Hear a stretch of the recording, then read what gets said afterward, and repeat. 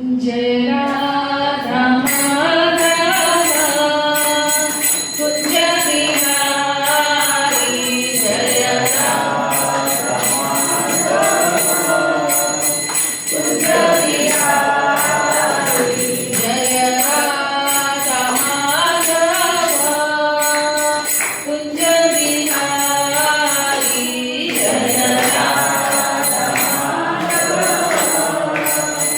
कुंज बिहारी जय गोपीजन वल्लभ गिरिवरधारी जय गोपीजन वल्लभ गिरिवरधारी यशोदानन्दन व्रजनरञ्जन यशोदानन्दन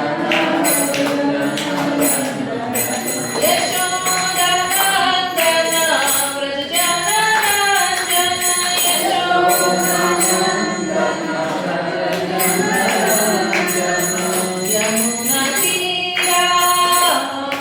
यमुनातीरावनचारी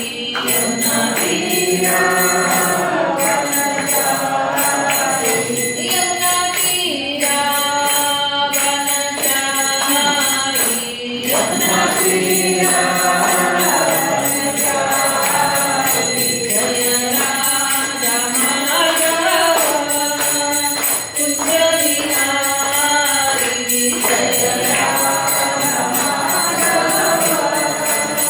कुंज बिहारी हरे कृष्ण कृष्ण कृष्ण हरे हरे हरे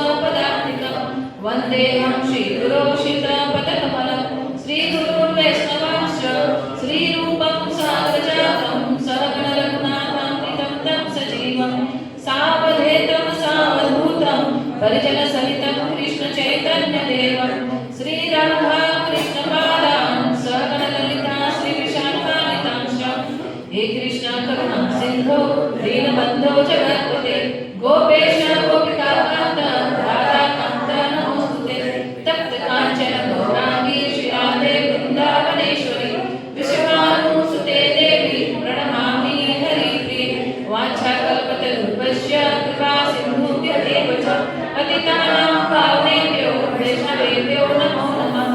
जय श्री कृष्ण चैतन्य प्रभु नित्यानंद श्री अद्वैत गदाधर श्रीवासादि गौर भक्तवृंद हरे कृष्णा कृष्णा कृष्णा हरे हरे हरे राम राम राम हरे हरे हरे कृष्णा।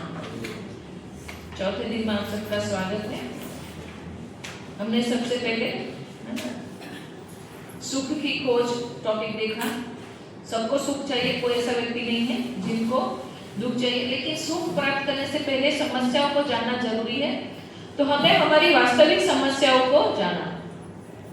फिर हमने दूसरे दिन देखा कि भगवान कौन है, क्या है और उनके साथ हमारा क्या संबंध है। ये सारी चीजों को देखा।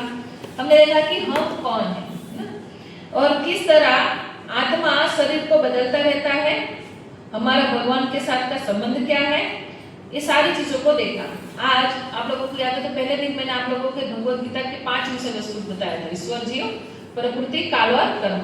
उसमें से 2 टॉपिक हो गया, ईश्वर और जीव, है ना, और प्रकृति, काल और कर्म। आज तीनों टॉपिक देखेंगे। हमने ये भी देखा था कि पुनर्जन्म, है ना, होता है ना। कई उदाहरण भी देखे पुनर्जन्म के। मुझे प्रभु जी ने एक वीडियो भेजा जो हमारे इस्कॉन में ही हुआ है, एक भक्त के साथ, है ना। एक भक्त था, मैंने एक ही बार वीडियो देखा, नाम याद नहीं है मुझे उसका, लेकिन वो मेरे ख्याल से अमेरिका में थे, है ना। तो हाँ, तो उनका 17 साल में वो इस्कॉन ज्वाइन कर दिए थे। उनके बचपन में उनके पिताजी ऑफ हो गए तो ज्यादा उनको वैराग्य नहीं था, तो इस्कॉन से ज्वाइन हो गए। इस्कॉन के साथ ज्वाइन होने पे, है ना, वो कीर्तन में जाया करते थे। एक सन्यासी महाराज के साथ हमेशा कीर्तन में जाते थे। और बाद में क्या हुआ, एक दिन वो कहीं प्रचार में जा रहे थे और दो व्यक्ति थे, वो दोनों प्रभु जी जा रहे थे, वो गाड़ी का एक्सीडेंट हो गया, है ना। वो सो गया ड्राइवर और एक्सीडेंट हो गया। एक्सीडेंट हो जाने की वजह से वही स्थिति में वो प्रभु जी की डेथ हो गई, है ना। फिर 2 साल के बाद एक लड़की का जन्म होता है ना, और वो लड़की ये प्रभु जी थी, है ना। उनको लड़की का शरीर मिला, तो उनको बार-बार सपना में दिखता था कि एक्सीडेंट हुआ, ड्राइवर सो गया, एक्सीडेंट हुआ, मैं मर गया। और बार-बार उनको कीर्तन भी दिखता रहता था। राधा नंदनेश्वरी जो है वो विग्रह दिखते थे, बहुत सुंदर विग्रह है नंदन। सारी चीजें जो मंदिर में थे वो सारी चीजें उनको स्वप्न में आती थी। फिर भी वो भी इस्कॉन से ज्वाइन हुई क्योंकि ये सारी चीजें मंदिर से रिलेटेड था, तो ज्वाइन हुए। वहां भक्ति चारू महाराज मुझे अपनी व्यथा बताते हैं कि इस तरह से मुझे दिखता ही रहता है बार-बार, है ना। तो बताइए कि एक बार आप पास्ट वो जो मैंने बोला हिप्नोसिस करके आप देख लो कि आप गए जन्म में क्या थे। तो जब किया गया तो उनको पता चला कि वो एक ब्रह्मचारी थी और कौन से मंदिर में सब। फिर उन्होंने खुद सर्च किया वो मंदिर में जाके, है ना। तो वो जो प्रभु जी का नाम था वो नाम पे वहाँ प्रभु जी थे और सच में उनका एक्सीडेंट हुआ और बहुत ज्यादा समय नहीं गया था। तो जिनके साथ वो कीर्तन में जाते थे उन्हीं के साथ इस बार भी हुआ, मतलब कीर्तन में वापस जुड़ गए क्योंकि उनको कीर्तन बहुत पसंद था। फिर उनको एक प्रश्न आया कि मुझे स्त्री का शरीर क्यों मिला, मतलब अगर मैं ब्रह्मचारी था, तो स्त्री का शरीर क्यों मिला। तो जैसे भगवद गीता में कहा है, अंत काले च मामेव स्मरण मुक्ता कलेवरम, जिसका याद करोगे वैसा शरीर मिलने वाला है। तो वो ये इंक्वायरी करते हैं कि कहीं ऐसा तो नहीं ना कि किसी स्त्री से आसक्ति थी उनको। तो वो वापस मंदिर में जाते हैं, उनके जो मित्र वर्ग थे जो ब्रह्मचारी थे उनसे पूछते हैं, तो बताते हैं नहीं ऐसे इतना कोई खास नहीं था, लेकिन एक माताजी जो राजभोग बनाने आती थी उनको वो देखते थे कभी, और वो माताजी से भी वो मिलने गए, है ना। और उन्होंने बताया कि वो उनसे कभी बात नहीं की है, लेकिन उनके मन में वो थी, है ना। बाद में इसीलिए उनको स्वाभाविक है, मैंने बताया जो चिंतन रहता है वैसा शरीर मिलता है, तो इसीलिए उनको स्त्री शरीर मिला। बाद में वो खोज करके वो लेडीज के पास भी मिलने गए। वो लेडी को बताया कि क्या आपके उनसे साथ बात होती थी, तो बोले नहीं वो मुझे देखते थे, मुझे याद है, बट ऐसा कभी बातचीत नहीं हुई हमारी ऐसे करके। और अचंभे की बात ये थी वो जैसी दिखती थी यंग में वैसी ये दिखती थी, मतलब सेम चेहरा भी उन लोगों का जैसे माँ की जैसी बेटी दिखती है, इस तरह से इनका भी। तो ये रियल घटना है, इस्कॉन में ही है ना। ऐसा नहीं है कि प्रभु जी बताए कि अपने इस्कॉन के मुझे नहीं पता था, तो प्रभु जी मैंने बोला वीडियो भेजो, फिर मैंने रात को ही देखा वो वीडियो को। तो पुनर्जन्म निश्चित होता है और बहुत सारे ऐसे किस्से हैं। तो आज हमारा जो टॉपिक है बहुत इंपॉर्टेंट टॉपिक है, अच्छे लोगों के साथ बुरा क्यों होता है। सबको ये प्रश्न रहता है कि भाई हम तो कुछ करते नहीं है, है ना, फिर भी हमारे साथ बुरा क्यों करते हैं, है ना। कर्म के सिद्धांत है ना, बहुत जटिल है, इसको समझना बहुत ही मुश्किल है, लेकिन हम पूरा प्रयास करेंगे कि इसको हम समझें। इससे पहले मैं एक स्टोरी बताऊंगी। हमें एक व्यक्ति थे जिनका नाम था हरोल्ड एस कुशनर करके पादरी थे चर्च में। वो पादरी थे और सुंदर तरीके से अपनी सेवा पूजा में लगे थे, मतलब जो क्रिश्चियन होते हैं अपने जो काम करते उसमें, और बहुत अच्छे व्यक्ति थे, है ना। उन्होंने एक बुक लिखी कि why bad thing happen to good people. उन्होंने एक बुक लिखी थी। उसमें स्टोरी में लिखते हैं कि एक बार वो और उनका बच्चा जो छोटा था, वो दोनों गए थे मार्केट में और गैंग वॉर हो गया, उसमें उनके बेटे को गोली लग गई और उनका बेटा मर गया। तो उन्होंने सोचा कि मैंने पूरा जीवन भगवान की सेवा की, फिर भी मेरे साथ ऐसा क्यों हुआ, जबकि हमारे शास्त्रों में लिखा हुआ है 3 चीज भगवान के बारे में, तो चाहे है ना कुरान हो, बाइबल हो, या फिर हमारी भगवत गीता हो, या कोई भी शास्त्र हो, कि भगवान सबसे ज्यादा शक्तिशाली है। हमने देखे थे ना 6 सूर्य में कि भगवान सबसे ज्यादा शक्तिशाली है ना। और भगवान को सब कुछ पता होता है। भगवान कहते हैं ना मुझे पास्ट फ्यूचर सब पता है। और भगवान हम सबसे प्रेम भी करते हैं। क्यों? क्योंकि हम उनके अंश हैं। स्वाभाविक है, कितना भी बिगड़ेल बच्चा हो तो भी माँ बाप उनको प्रेम करते हैं। तो ये 3 चीज भगवान के साथ होती है। भगवान शक्तिशाली है, भगवान सब कुछ जानते हैं, और भगवान सबसे प्रेम है। तो वो सोचे कि इसमें से कुछ ने लिखा था बुक में, उसने लिखा था कोई ये 3 बात में से कोई बात गलत होनी चाहिए। क्यों? क्योंकि अगर भगवान को सब कुछ पता था और वो शक्तिशाली थे तो दयावान नहीं होंगे, नहीं तो मेरे पुत्र के साथ ऐसा नहीं होता, जबकि मैंने है ना सब कुछ निछावर कर दिया है उनके ऊपर। लेकिन भगवान तो भक्त वत्सल है। लेकिन क्या होता है, जितनी श्वास जो इस व्यक्ति को प्रदान की गई उतनी हुई। हम ये नहीं कह सकते थे मैंने जीवन भर ये किया तो मेरे साथ मेरी मृत्यु क्यों हुई, या फिर मेरे परिवार में किसी व्यक्ति की मृत्यु, क्योंकि ये तो अटल सत्य है। दूसरा, वो सोचने लगे वो उनको सब पता है और दयावान भी है, लेकिन वो शक्तिशाली नहीं होंगे, है ना। ये हो सकता है, मतलब उसमें शक्ति नहीं होगी मेरे पुत्र को बचाने के लिए, है ना। तो आप लोगों को पता है कि भगवान को तो ऐसी शक्ति थी, है ना, जब अभिमन्यु के पुत्र जो परीक्षित महाराज गर्भ में थे, ब्रह्मास्त्र छोड़ा गया, उनसे उनकी रक्षा की। तो भगवान तो बहुत शक्तिशाली है। बाद में उनको लगा कि भगवान को कुछ पता नहीं होगा, वो बेचारे दयालु भी और शक्तिशाली, लेकिन उनको कुछ पता नहीं होगा। लेकिन कहा जाता है कि काली रात में, है ना, काले पेड़ पे काली चींटी चढ़ रही है, वो हम नहीं देख सकते, लेकिन भगवान देख सकते। भगवान को हर एक जीवात्मा के बारे में पता होता है। तो ये जो सारी चीजें थी वो गलत है, क्योंकि भगवान हमेशा ये 3 क्या, भगवान में तो इतने सारे गुण हैं कि जिनको को कहते थे, उन्होंने ही एक बुक लिखी थी, है ना। तो ये जो टॉपिक हमारा इसी के ऊपर है। हमने ये भी देखा कि भगवान सच्चिदानंद स्वरूप है, तो आत्मा भी कैसी है, सच्चिदानंद स्वरूप है। लेकिन जो मन बुद्धि अहंकार का जो पड़ ऊपर चढ़ा हुआ है, इसी की वजह से हम दुख भुगत रहे हैं, है ना। और भगवान विभु है और हम अणु है। भगवान की मात्रा ज्यादा है, बड़ी, उनके गुण ही हमें भी है, लेकिन हमें वो थोड़े से गुण है ना। हमने भगवत गीता के 5 विषय वस्तु, है ना, भगवत गीता पढ़ेंगे तो ये 5 विषय के इर्द गिर्द ही सारी भगवत गीता है, पूरे सारे श्लोक। ईश्वर, जीव, प्रकृति, काल और कर्म। उसमें ईश्वर और जीव हमने देख लिया, प्रकृति, काल और कर्म आज हम देखेंगे। प्रकृति, जिसको भौतिक प्रकृति कहते हैं, है ना, भगवान की रचना का 1/4 हिस्सा है ना। मतलब मैंने बताया था ना आप लोगों को, 75% क्या है, आध्यात्मिक जगत है, और 25% क्या है, भौतिक जगत है। ये आध्यात्मिक जगत का ऊपर का पार्ट है। एक्चुअली चार्ट बहुत बड़ा है ना, तो मैं टूटक इसमें दिखाऊंगी आप लोगों को। ये जो ऊपर है, सबसे ऊपर का भाग है आध्यात्मिक जगत का गोलो द्वार, है ना, ये द्वारका धाम है। इस तरह से ये माधुर्य धाम कहा गया, क्योंकि यहाँ पे भगवान माधुर्य लीलाओं को करते हैं, है ना। ये नीचे है वैकुंठ, वो आगे के चीज में भी लिखेगा, आगे के जो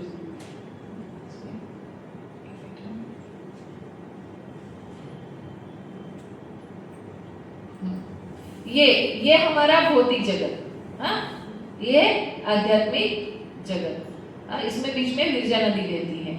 और ये जो आध्यात्मिक जगत का जो प्रकाश है ना, यही ब्रह्म ज्योति है। आप लोगों ने कई बार देखा होगा कि कई लोग सिर्फ और सिर्फ लाइट पे ध्यान करते हैं, वो ब्रह्म ज्योति के ऊपर ध्यान होता है उनका, है ना। तो वो लोग यहाँ तक जाके उसके आगे नहीं जा सकते। अगर उनको मुक्ति मिली, सही से भक्ति की उसमें भी तो, हाँ, लेकिन उसके ऊपर नहीं जा सकते, है ना। एक कारण सागर है, उसमें कारणोदक विष्णु, मैंने बताया था ना 3 विष्णु हैं।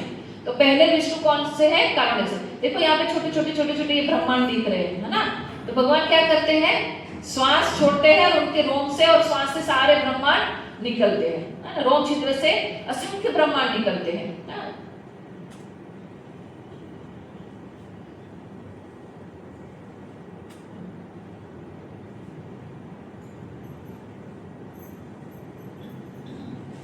ये हमारा यूनिवर्स, मतलब जो ये रहे हमारे, हाँ, करोड़लक्ष विष्णु और एक ब्रह्मांड, ऐसे बहुत सारे ब्रह्मांड है। हर एक ब्रह्मांड में एक गर्भोदक्ष विष्णु रहते हैं, है ना। ये रहे हमारे ब्रह्मांड के गर्भोदक्ष विष्णु, ये है। और उस उनकी नाल, ये रही नाल दिख रही है, और ऊपर कौन है? ब्रह्मा जी, है ना। कमल में बैठे हुए ब्रह्मा जी। ये पूरा जो है उसकी रक्षा करने वाली कौन है? दुर्गा देवी, है ना। वो आगे आएगा। और इसी में ये जो नाल है ना, उसी में है 14 भुवन, है ना। ऊपर से चालू करेंगे तो ऊपर ये हमारा जो लोक है उसको भूलोक कहा जाता है ना, बीच का भाग। और ऊपर के जो 6 लोक, उसमें भुवन लोक, स्वर्ग लोक तो आपने सुना होगा, महर लोक, है ना, जनलोक, तपलोक।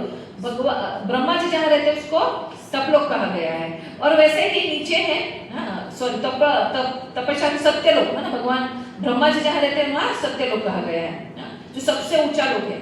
और उसके बाद अन्य भी बहुत सारे ग्रह हैं। और नीचे देखेंगे तो अतल, सुतल, तलातल, इसमें बहुत छोटे अक्षर में दिख रहा है, लेकिन ये आप लोगों का श्रीमद् भागवतम का पहला कैंटो में कवर में है ये।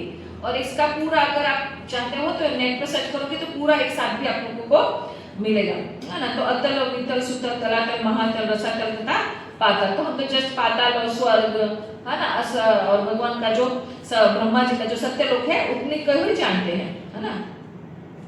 हमारा जो ब्रह्मांड है, कोई भी ब्रह्मांड कैसे आकार का है? अंडाकार, इसीलिए इसको ब्रह्मांड कहा गया है ना।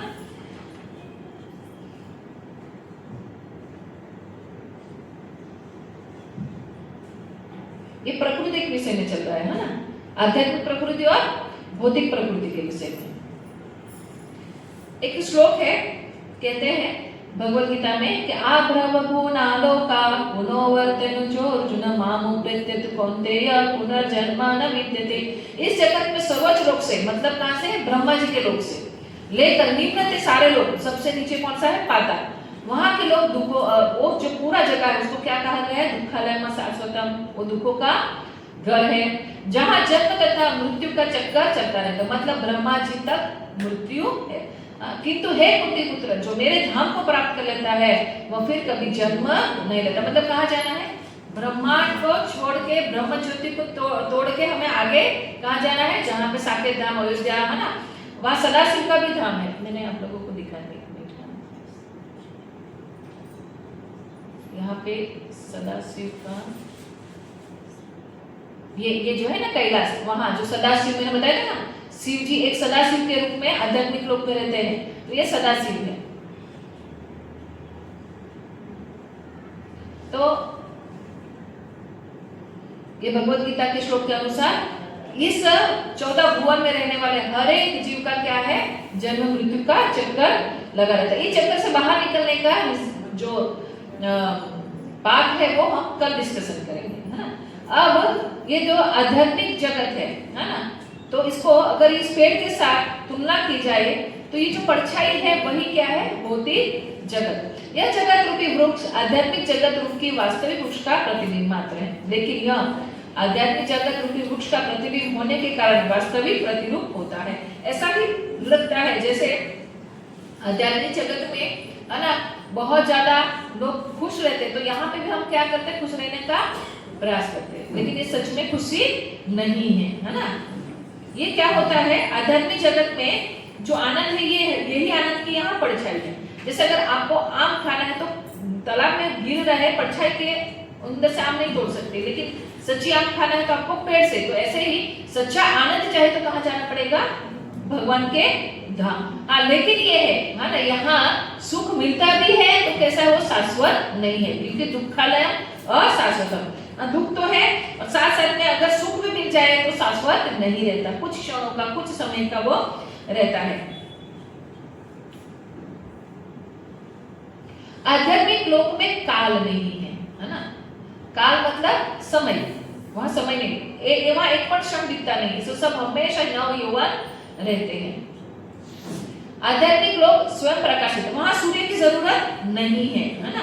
भगवान भगवत गीता में कहते हैं कि मेरा धाम स्वयं प्रकाशित, वहां सूर्य चंद्र किसी की जरूरत नहीं, क्योंकि भगवान के शरीर से इतना तेज निकलता है कि सब कुछ प्रकाशित हो जाता है। जबकि भगवान यहाँ पे जब बाढ़ लीला करने आए कृष्ण के रूप में, तब भगवान जब बहुत माखन चोरी करते थे तो उनकी जब कंप्लेन आती थी तो माता यशोदा गोपियों के कहते थे कि आप उसको अंधेरे में रखा करो ना, जिससे उनको भगवान श्री कृष्ण को माखन ना दिखे। तो बोलता है क्या करे, तुम्हारे लाला जब घर में प्रवेश है ना तो पूरा घर जगमगा जाता है। एक तो आभूषण की चमक है और साथ साथ में उनके शरीर की भी चमक है। तो भगवान अगर यहाँ अवतारिए, खुद अवतारिए, वो आए तब उसमें इतनी चमक है, तो गोलक धाम में तो बहुत ही सुंदर, इसलिए उनके वहां पे प्रकाश की कोई जरूरत नहीं है। आध्यात्मिक लोग सनातन तथा पूर्ण ज्ञान एवं पूर्ण आनंद से भरपूर है। सनातन मतलब हमेशा रहने वाला, इसलिए उनको क्या कहा गया है, सत चित आनंद स्वरूप। पूर्ण ज्ञान मतलब सत और चित और आनंद, है ना, आनंद से भरपूर है।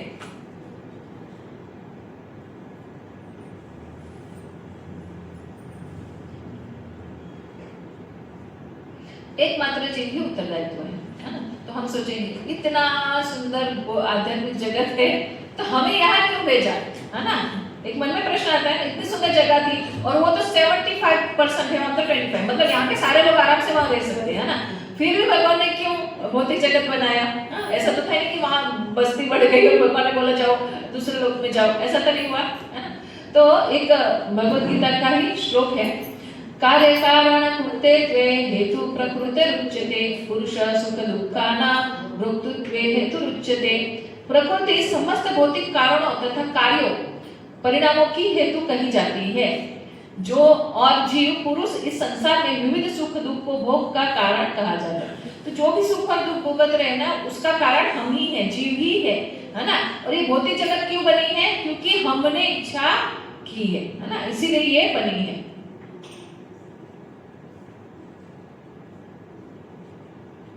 ये आध्यात्मिक जगत है ना, और वो भौतिक जगत है। आध्यात्मिक जगत में आनंद ही आनंद है और भौतिक जगत में आनंद क्या, सिर्फ परछाई है।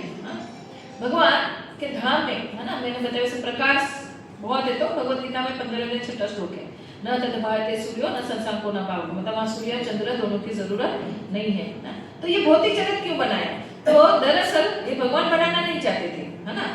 लेकिन हम क्या करते हैं, जैसे एक पिता हो, उनके 2-4 पुत्र थे, उसमें से एक बिगड़ेल बच्चा था, वो बोले कि मुझे आज की आज बंटवारा चाहिए, है ना, मैं अलग रहना चाहता हूँ। तो वैसे हम भी क्या किया है, पिताजी से अलग रहने के लिए हमने ही मांग की। इसीलिए भगवान ने बोला ठीक है, जैसे कोई बच्चा बहुत जिद करता है तो माँ जो छोटा होता है ना, मैं खुद खाना बनाऊंगा खुद, तो मम्मी क्या करती, खिलौना दे देती, जाओ तो खेलो। वैसे भगवान ने भी बोला कि जाओ। कई बार क्या होता है कि सिर्फ सलाह देने से व्यक्ति नहीं मानते, जब उनके ऊपर पड़ता है तब समझते। इसलिए बोला कि तुम एक बार इसको प्रैक्टिस कर लो, है ना, तुम अनुभव कर लो, जो भी तुम्हें पता चलेगा। अब भौतिक प्रकृति को जेल के साथ तुलना की गई है।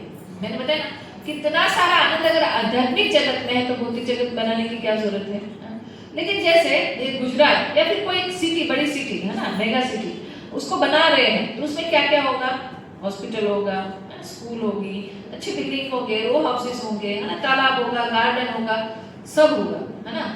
लेकिन क्या जब एक जेल बनाई जाती है उसमें, तो क्या जो जेल बनाते हैं वो जो सीएम है उनको ऐसी इच्छा है कि सारे लोग जेल में रहे। देखो सब चीज का एडवर्टाइजमेंट होता है, लेकिन जेल का एडवर्टाइजमेंट कोई करता है, कि आओ जेल में आओ, जेल को भरो, जेल खाली पड़ी, ऐसा कोई करता है? नहीं। तो जेल बनाने के पीछे का उद्देश्य क्या होता है? जेल बनाने के पीछे का उद्देश्य क्या है? क्यों? क्योंकि हर जगह उपद्रव मचाने वाले व्यक्ति होंगे ही होंगे, तो उनको क्या किया जाए? जेल में डाल दिया जाए। और जेल में भी डालने का उद्देश्य क्या है? कि वो सुधरे, एक तो उनको सजा मिले और दूसरा उसमें सुधार। हर एक जेल में जेलर यही सोचता है कि इसमें कुछ सुधार हो और बाहर जाके एक अच्छी जिंदगी जिए। तो वैसे ही हम लोगों ने भी वहां थोड़ी बगावत की, तो भगवान बोले ठीक है कोई बात नहीं, आप वहां पे चले जाओ। तो हम कैदी है ना, तो कैदी को है ना, जब कोई भी जेल में जाता है तो सबसे पहले उसको क्या दिया जाता है? कपड़े, है ना, भाई साड़ी जो भी पहन के गए हो, कोट वोट सब निकलवा देते हैं, बोलते क्या पहना? कैदी के कपड़े। तो हमें भी कपड़े मिल जाते हैं, है ना। हमारे पास बहुत चॉइस है, कितनी? 84 लाख, है ना। 84 लाख प्रकार के जो शरीर है ना, उसमें से हम कोई भी चॉइस कर सकते हैं, किस अनुसार? जितना आपके कर्म है ना। मेरे पास अगर 500 रुपया है तो मैं 1000 की साड़ी नहीं खरीद सकती, है ना। वैसे अपने कर्मों के अनुसार, अपनी इच्छाओं के अनुसार हमें शरीर प्रदान होता है। 84 लाख योनियों में से प्रत्येक जीव को एक एक शरीर प्रदान होता है। तो हमने ये श्लोक देखा था पहली बार, है ना। जज्जानव लक्षाणि स्थवरा लक्षा विंसिति कृमि और रुद्र संख्याक्या पक्षिणा दश लक्षणम त्रिलक्षाणि पशवः चतुर्लक्षाणि मानुषः। 9 लाख जल में रहने वाले, 20 लाख पेड़ पौधे, 11 लाख के कीड़े जो रहते हैं, 10 लाख के पक्षी, 30 लाख के पशु और 4 लाख मनुष्य। मनुष्य की योनि तो बहुत ही कम है, ज्यादा चांसेस ये सारे बनने में भी है ना।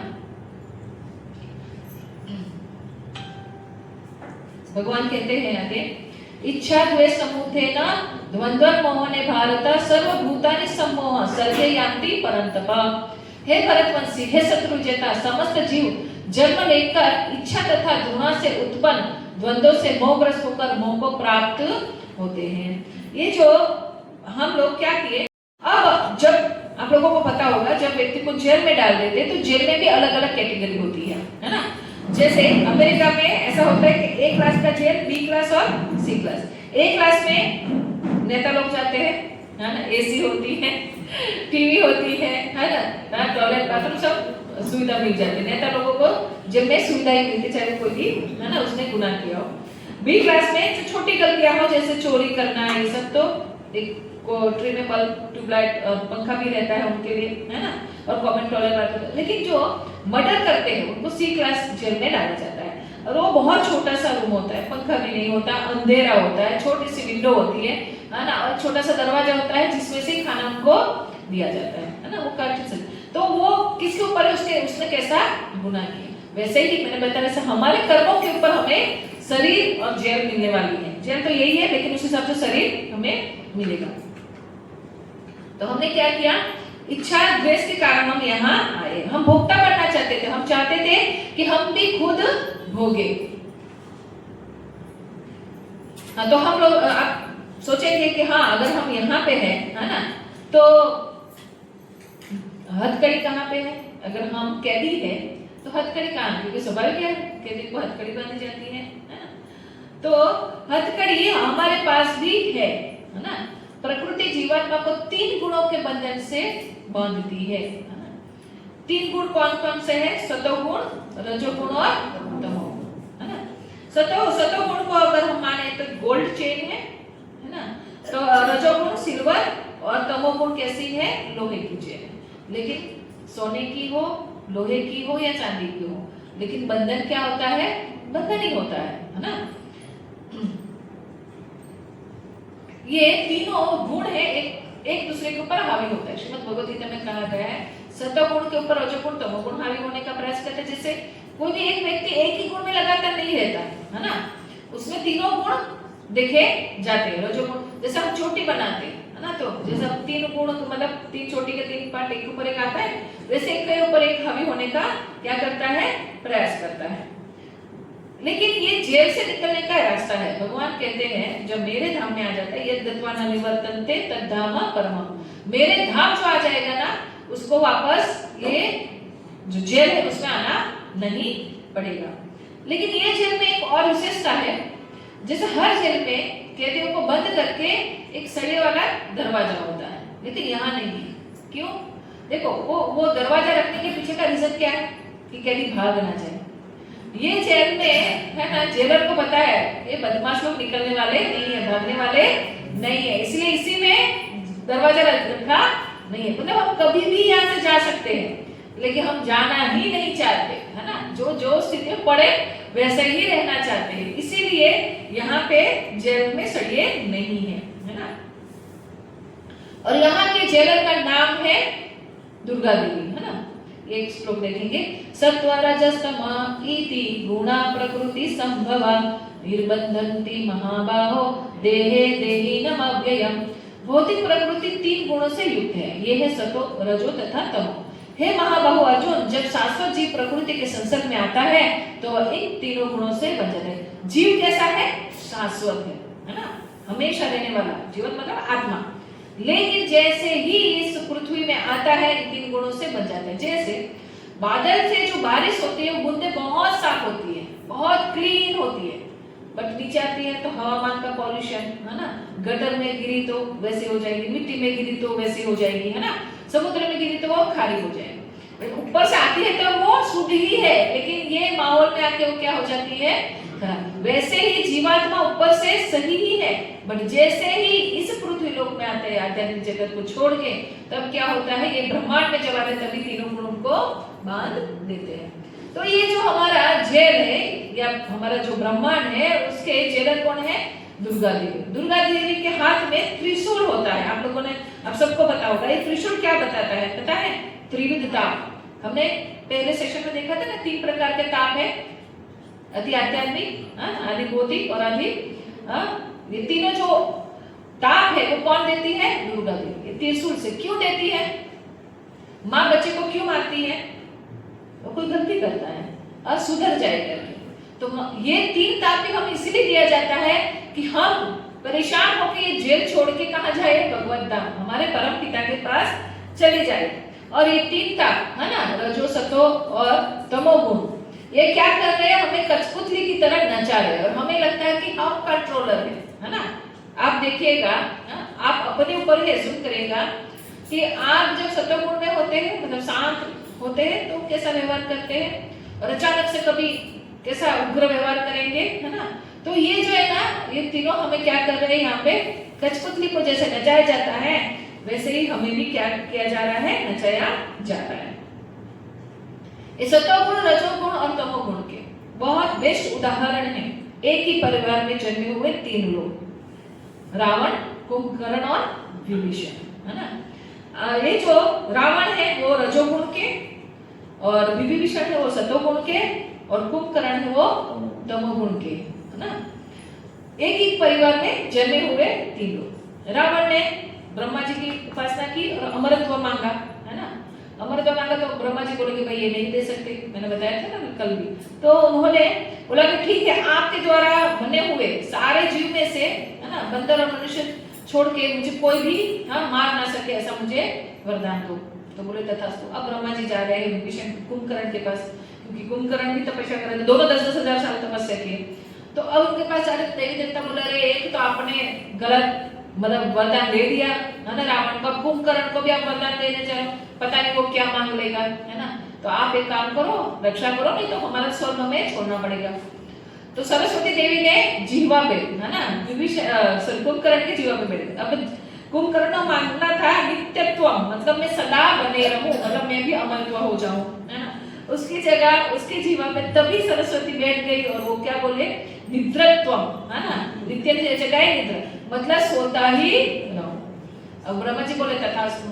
अब कुंभकर्ण बोले, अरे ये तो गलती हो गई, ऐसा थोड़ी होता है। तो बोले भाई तूने मांग लिया, मैंने तथास्तु बोल के बात खत्म। तो बोले नहीं नहीं नहीं, ऐसा नहीं हो सकता, क्योंकि मैंने 10,000 साल तपस्या की, आप 1 मिनट में उसको खत्म करके चले जाओगे। तो फिर ब्रह्मा जी बोले ठीक है भाई, तुम 6 महीने की सोओगे, उठोगे, खाओगे, पियोगे, फिर वापस 6 महीने सो जाओगे, है ना। ऐसा उनको वरदान दिया। बाद में विभीषण के पास गए, और विभीषण तो स्वाभाविक है ना, वो तो क्या मांगेंगे? भगवान राम की भक्ति ही उन्होंने मांगी। और ये जो आपको पता है कुंभकर्ण क्या करता था? आलस था और बहुत सोता था, बहुत खाता था, है ना। और रावण है वो कैसा था? स्त्री के प्रति आसक्त था, है ना, बहुत आसक्त और बहुत अभिमान था उसके अंदर। और विभीषण था तो एकदम सतोगुणी व्यक्ति जो हमेशा भगवान की सेवा पूजाओं में लगा रहता था। तो सतोगुण रजोगुण तमोगुण के बारे में श्रीमद् भगवत गीता में बहुत सारे श्लोक है। अगर आप देखेंगे तो 70वां अध्याय पूरा उसी के ऊपर है। श्रद्धा के विभाग भी है और दूसरा एक और अध्याय, 2 अध्याय में बहुत सारा सतोगुण रजोगुण और तमोगुण के विषय में बताया हुआ है। क्योंकि देवी तथा आसुरी वृत्ति में भी एक अध्याय है 18वां अध्याय, इसमें भी देवी प्रकृति के लोग कैसे होते हैं, आसुरी स्वभाव के लोग कैसे होते हैं वो बताया है। उसमें देवी प्रकृति के लोग के बारे में कम बताया है, लेकिन आसुरी प्रकृति वालों के लिए ज्यादा बताया है। क्योंकि भगवान जानते हैं कि आने वाले कलयुग में आना देवी प्रकृति वाले कम होंगे, आसुरी वाले अपने आप को पहचान लेंगे भाई हम आसुरी प्रकृति के। तो बहुत वर्णन है। तो यहाँ पे इसका शॉर्ट मैंने इस तरह से बनाया है। सतोगुण मतलब ज्ञान का प्रतीक है, उनको ज्ञान रहता है, पाप रहित है, सुख की भावना से बनता है, लेकिन वो भी बंधन डालता है। क्यों? क्योंकि स्वाभाविक पाप नहीं कर रहा है, पुण्य कर रहा है, तो उसको क्या मिलेगा? सुख मिलेगा। रजोगुण में बहुत इच्छाएं होती है, जैसे रावण को थी, जितने भी स्त्रियों को देखता था उसको उठा के लेके जाता था। और उसमें जो भी कुछ अच्छा कर्म भी करते हैं उसमें क्या होता है, कुछ न कुछ स्वार्थ, कुछ न कुछ मांगने की इच्छा रहती है। स्त्री पुरुष के प्रति अधिक आकर्षण होता है। तमोगुण तो पागलपन है, आलस्य है, नशा और निंद्रा। तमोगुणी व्यक्ति ये करते हैं। अब सतोगुणी व्यक्ति कहाँ जाते हैं? तो उनका अगला जन्म कहाँ होगा? स्वर्ग में होगा। और रजोगुणी व्यक्ति पृथ्वी पर वापस आएंगे। और तमोगुणी कहाँ जाएंगे? पशु योनि या नारकीय जीवन में जाएंगे, है ना। तो ऐसे सतोगुणी रजोगुणी अगर देखेंगे तो खाना पीना सोना स्थान सब कुछ तीनों प्रकार में आते हैं। इवन म्यूजिक भी, अगर रॉक म्यूजिक बहुत पसंद है तो समझिए तमोगुण में आपका आ सकती है ना। और मूवी सॉन्ग सुनते हैं तो रजोगुण, और आपको भजन और शांत प्रिय सॉन्ग पसंद है तो आप सतोगुण हैं। ऐसा नहीं है कि हर बार वो व्यक्ति तमोगुण में ही रहेगा, हर बार रजोगुण में रहेगा, है ना। समय में भी देखेंगे तो यहाँ पे पहले पशु से शुरुआत करते हैं। पशु, गाय कैसी है? सतोगुणी है, शेर रजोगुणी है, बंदर तमोगुणी है, और मनुष्य 3 गुणों से परे हो सकता है नहीं, हो सकता है ना। तो आपको पता है गाय बहुत शांत रहती है, शेर है ना सबको मारने के लिए, बंदर है ना उनका जीवन आलस्य से भरा और काम वृत्ति ज्यादा रहती है बंदर में। समय कैसा होता है? सुबह का समय सबके लिए कैसा रहता है? सतोगुण रहता है सबके लिए ही, है ना। कोई ऐसे होंगे जो उठते ही 9-10 बजे है तो उनको तो सतोगुणी समय उसके जीवन से चला जाता है। इसीलिए ब्रह्म मुहूर्त में उठने की बात हुई है। अगर आप ब्रह्म मुहूर्त में उठोगे तो आप हमेशा सत्वगुण में रहोगे। ब्रह्म मुहूर्त मतलब सूर्योदय से 1.5 घंटा पहले, मतलब 4-4:30 बजे आपको कम से कम उठ जाना चाहिए। हमारे मंदिर में, इस्कॉन मंदिर में, हर एक मंदिर में 4:30 बजे आरती होती है। तो हम लोग सब लोग 4 बजे उठ के, 4 नहीं, हम तो 3:30 पौने 4 को उठ के 4-4:30 को मंदिर में अटेंड करने जाते हैं। अभी हर बार नहीं जाते, हर रोज नहीं जाते, बट पहले जाते थे हर रोज। अभी संडे और एकादशी को ही जाते। तो ये प्रातः कालीन लेके सुबह, तो देखिए वो टाइम पे अगर आप जो जॉब तब पढ़ाई भी, इवन आप लोगों को पता होगा, बच्चों को बोला गया है कि सुबह पढ़ोगे तो जल्दी याद रहेगा। और हमें पढ़ाया भी जाता था अर्ली टू बेड, और मॉर्निंग में भी जल्दी सो, रात को भी जल्दी सो। या हमारे बुजुर्ग पहले से यही करते थे, जैसे संध्या हुई खाना खा लिया और रात को जल्दी सोना, सुबह जल्दी उठना। दोपहर का समय रजोगुणी, क्योंकि इस समय में लोग बिजनेस में, है ना, ये सारे कार्यों में लगे रहते, क्योंकि वो समय रजोगुणी है, मतलब कुछ प्राप्त करने की इच्छाएं हैं। और रात कैसा है? तमोगुणी, नींद आती है, आलस्य आता है, सबके साथ ये होता है ना। और इन तीनों गुणों से बाहर अगर आध्यात्मिक गुण की बात करें तो श्री कृष्ण की सेवा के लिए कभी भी समय न रजोगुणी है न तमोगुणी है न। रात को भी सेवा कर रहे हो तो वो सतोगुणी ही है ना, या तीनों गुणों से ऊपर ही माना जाएगा। लेकिन शुद्ध सत्व तक ही हम लोग अभी पहुंचते हैं, है ना, समय लगता है। स्थान वन में जाएंगे तो सतोगुणी बहुत शांत माहौल होता है, हिल स्टेशन भी इसमें ले सकते हैं। रजोगुणी शहर जिसमें सब लोग भागम भाग, है ना। और तमोगुण में मंदिरालय, है ना। और जगह की भी बात करें तो मंदिर में जाएंगे तो आपको बहुत शांति महसूस होगी, जो तीनों गुणों से परे ही एक्चुअली स्थल है। भोजन, सतोगुणी व्यक्ति कैसा भोजन खाएगा? ताजे फल सब्जियां, ताजा अन्न खाएगा। 3 घंटा हो गया कुछ खाना बना के तो वो तमोगुणी हो जाता है ना। तो भोजन भी शुद्ध और स्वच्छ खाएगा। रजोगुणियों को मसालेदार, चटाकेदार, है ना, पिज्जा बर्गर ये सब पसंद है। और जो तमोगुणी है वो मांस और मदिरा में लगे रहते हैं। और जो भक्त है वो चाहे पिज्जा भी खाए, पानी पूरी भी खाए, लेकिन भगवान का प्रसाद खाते हैं, है ना। तो हर चीज भगवान को भोग लगा के खाते हैं, तो वो हमें ऊपर के स्तर पे ले जाता है। पूजा, सतोगुणी व्यक्ति देवताओं की पूजा करते हैं, रजोगुणी शक्तिशाली मनुष्य की भी पूजा करते हैं। जैसे रोज ऐसे नरेंद्र मोदी की चमचागिरी करेंगे, है ना, जो अपने यहाँ कनु भाई जैसा एक चमचागिरी करेंगे सब लोग, है ना।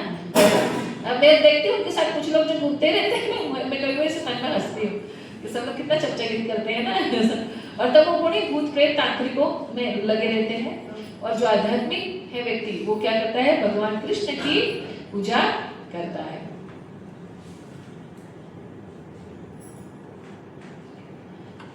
और अगर देखेंगे यज्ञ थोड़ा और भी बताते हैं, जो 7वें अध्याय में है, 11, 12, 13 श्लोक में।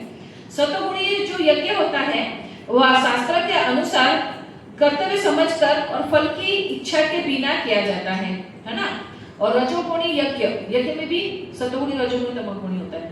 तो जो रजोगुणी यज्ञ है ये भौतिक लाभ के लिए किया जाता है, जैसे कुछ प्राप्त करना है इसके लिए किया जाता है, और गर्ववश करते हैं, मतलब मैंने किया, ऐसे कई बार लोग करते हैं ना 100 यज्ञ एक साथ, सहस्त्र यज्ञ ना, तो वो एक गर्व होता है उसके अंदर। तमोगुणी यज्ञ, जो यज्ञ शास्त्रों की विधि से नहीं, है ना, उसमें प्रसाद भी वितरण नहीं होता, मंत्रोच्चार भी सही नहीं होता, और पुरोहित को दक्षिणा भी नहीं देते हैं, और बिना श्रद्धा के बस करने के लिए कर दिया, वो कैसा माना जाता है, तमोगुणी यज्ञ। वैसे ही दान, तपस्या सब कुछ कैसी है, सतोगुणी और रजोगुणी है। मैं एक दो पढ़ती हूँ जिससे आप लोगों को भी पता चले। ये जो तपस्या है ना, उसमें सतोगुणी तपस्या और भौतिक लाभ की इच्छा न करने वाला तथा केवल परमेश्वर में प्रभुत्व मनुष्यों द्वारा दिव्य श्रद्धा से संपन्न यह 3 प्रकार की तपस्या सात्विक तपस्या कहलाती है ना। जो भगवान की प्रसन्न करने, है ना, कोई इच्छा के बिना और श्रद्धा से करते हैं, उसको सात्विक तपस्या कहा गया है।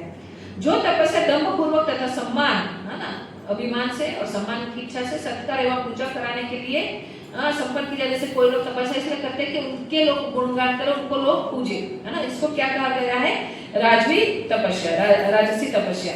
यह ना तो स्थायी होती है ना शाश्वत, इसको खत्म होना ही है। और मूर्खतावश आत्म उन्नति के लिए या अन्य को विनिष्ट करने या हानि पहुंचाने के लिए जो तपस्या की जाती है तामसी, जैसे असुर लोग करते हैं। असुर लोग इतने सालों तपस्या करते हैं और मांगते क्या है, लोगों को परेशान करने के लिए ही वरदान मांगते हैं, है ना। और ऐसे ही दान भी 3 प्रकार के हैं। जो दान करते हुए समझकर किसी प्रत्युपकार की आशा के बिना, मतलब कुछ उसके सामने चाहिए नहीं, ऐसी आशा से समुचित कार्य अच्छे समय में अच्छे स्थान पे योग्य व्यक्ति को दिया जाए, वो सात्विक माना जाता है। ये बहुत महत्व का है, योग्य व्यक्ति, है ना। आपने दान दिया, है ना, वो सही यूज हुआ या नहीं, ये भी बहुत जरूरी। तो कभी कभी क्या करते हैं ना लोग, भिखारी को पैसे दे देते हैं, है ना। जैसे एक भिखारी को 10 रुपए दे दिया, वो तुरंत 10 रुपए लेके गया दारू की बोतल लेने और दारू पिया, तो उस पाप में हम भी क्या हो जाएंगे, भागीदार हो जाएंगे, क्योंकि हमारे धन का उपयोग उसने गलत काम किया। इसलिए अन्न दो, है ना, अन्न खाने के लिए दो, कपड़े दो, रजोगुणी दान। किंतु जो दान प्रत्युत्तर की भावना से, मतलब कुछ मिले हमें, या कर्म फल की इच्छा से, भाई पुण्य कर्म मिले, है ना, मैं इतना दान करूंगा, तो या अनिच्छा पूर्वक किया जाए, या जैसे मैं स्वयं जाती हूँ लोगों के पास डोनेशन लेने के लिए, कई लोगों को जबरदस्ती भी देना पड़ता होगा कि भाई आई जाती है, क्या कर देना पड़ेगा, वैसा कैसा कहा जाता है, रजोगुणी, है ना। और तमोगुणी दान, जो दान किसी अपवित्र स्थान पे अनुचित समय में किसी अयोग्य व्यक्ति को या बिना समुचित ध्यान तथा आदर से दिया जाए, कई लोग ऐसे जोर से फेंक देते हैं ना, वो क्या कहा गया है, तामसी दान। ऐसे ये अध्याय में पूरा सब कुछ है, कैसा भोजन है ना, सब तो उसका शॉर्ट रूप तो हमने बता दिया। श्लोक को देखेंगे। परुषः प्रकृतेस्थे हो भुक्ते प्रकृति जान गुणान कारणं गुण संगोस्य सदा सदा योनि जन्मसु।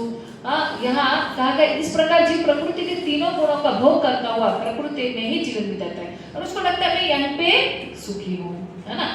और यह उस प्रकृति के साथ उसकी संगति के कारण है, इस तरह से उससे उत्तम तथा अधम योनियां मिलती रहती है। फिर यहीं से, है ना, हमारी योनियां चेंज होती रहती है ना। अगर हम भगवान के धाम नहीं गए तो ये क्यों होता है? क्योंकि प्रकृति के संग के कारण। जैसे एक व्यक्ति सिगरेट पी रहा है तो दूसरा व्यक्ति वहां बाहर बाजू में खड़ा है, लेकिन उसको भी खांसी आई है ना, एकदम ऐसा प्रूफ भी हुआ। जो पीता है उससे ज्यादा जिसको धुआं लगता है ना, उसको कैंसर होने के चांसेस ज्यादा है, तो उसको भी उसका असर तो होता ही है।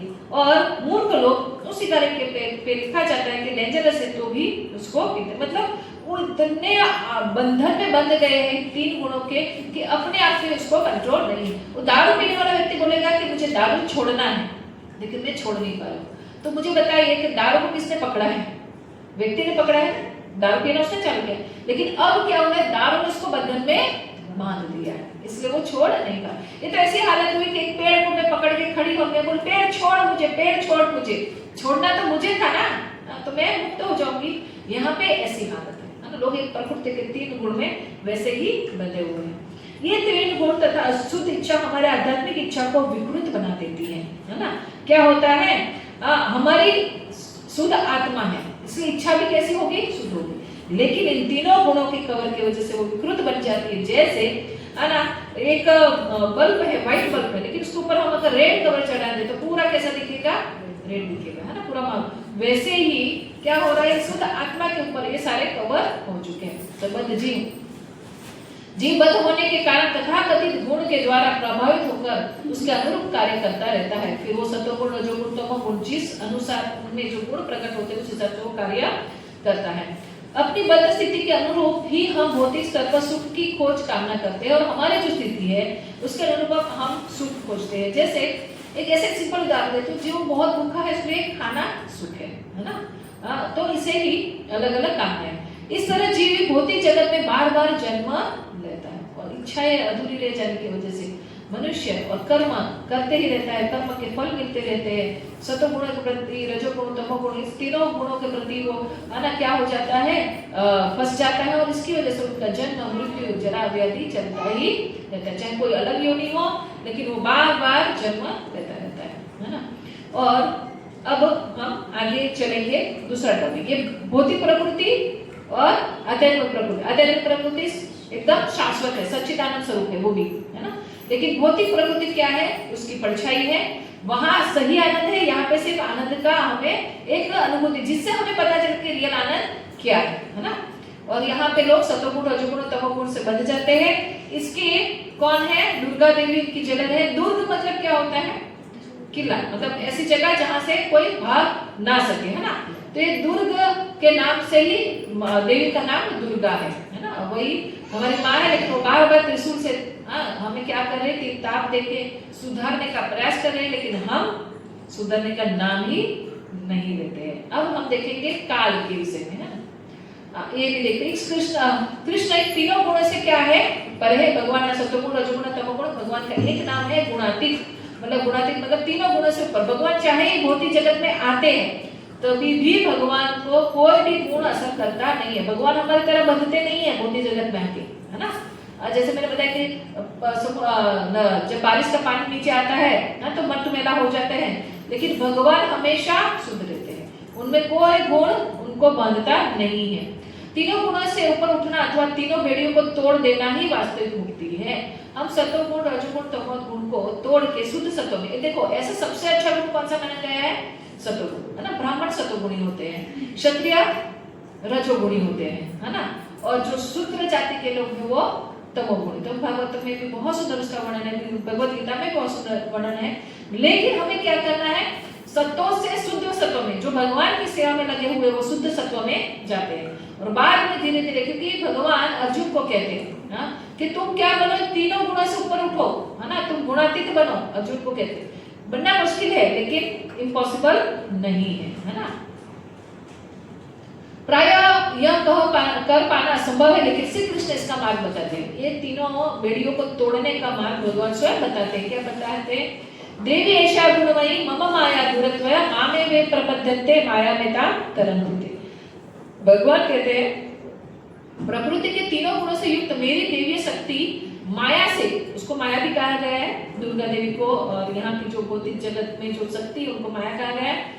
माया से पार कर पाना अत्यंत कठिन है, इसको छेदना, यहाँ से बाहर निकलना बहुत ही कठिन है, किंतु जो मेरे शरण आता है वो उसको सरलता से पार कर ले। जैसे जो दुनिया है, समुद्र बहुत बड़ा है ना, उसको पार करना मुश्किल है, लेकिन जो भगवान की भक्ति में या भगवान की शरणागत हो जाता है, उसके लिए भगवान उसी समुद्र को छोटा सा एक बछड़ा चलता है, जो खुर के निशान पड़ते उसमें पानी भरा हो ना, इतना छोटा कर देते। तो इसमें देखो एक कदम हमें चलना है ना, भगवान वहां से पूरा सहयोग करेंगे, लेकिन हम ही नहीं करेंगे तो कैसे चलेगा। ये कैसा है, एक बताती हूँ कि एक व्यक्ति था जिनके 2 बेटे थे, है ना, एक ऐसा कह सकते एक सतोगुणी एक तमोगुणी, है ना। अब क्या हुआ, जो बड़ा बेटा था बहुत शुद्ध बहुत अच्छा व्यक्ति था, और दूसरा था जो थोड़ा अहंकार रजोगुण तमोगुण में ज्यादा रहता था। तो छोटा बेटा संगत बहुत गलत थी, है ना, वो अपने पिता से बोला कि मुझे तुम आप है ना बंटवारा कर दो। पिताजी मना किए, तुम तो अभी सीखे हो सब, तुम कैसे संभाल पाओगे, तुम्हें जो चाहिए वो मिल रहा है ना, तो आप बंटवारा मत करवाए। तो माना नहीं, मुझे बंटवारा चाहिए, बंटवारा कर दिया। अब सब कुछ जितना जमीन सब कुछ इसके पास है, सब कुछ बेच बैठ के वो शहर में गया, क्योंकि शहर में ज्यादा इंद्रिय तृप्ति है ना, उसको इंद्रिय तृप्ति करना था। बड़ा बेटा तो अपने नाम से खेती करना, पिता की सेवा करना ही कर रहा था। अब छोटा बेटा गया शहर में। अब दोस्ती भी कब तक रहती है, जब तक पैसा है, पैसा है तब खाना भी मिलेगा, रहना भी मिलेगा, सब कुछ मिलेगा। जैसे पैसा खत्म हुआ क्या हो जाएगा, दर की ठोकर खानी पड़ी, क्योंकि कुछ सीखा तो था नहीं, ना जॉब कर रहा था। अब पैसा तो स्वाभाविक है, नहीं कमाएंगे तो एक बार धीरे धीरे खत्म होना ही है, खत्म हो गया, सारे दोस्त छोड़ दिए उनको, है ना। अब भिखारी की तरह घूम रहा है। उसको पता है कि मेरे पिताजी काफी बड़े धनवान हैं, लेकिन अब जाने की उसको क्या आ रही है, शर्म आ रही है। समझ में शर्म आएगी ना, जिस पिता से झगड़ा करके, है ना, जमीन जायदाद लेके बेच के अगर वो बाहर आ गया है तो कैसे जाए, किस मुंह से जाए। लेकिन फिर भी है ना, ऐसे थोड़े दिन निकल गए, फिर वो बहुत सोचा कि मुझे हिम्मत करके एक बार पिताजी से मिलना तो जाना ही चाहिए।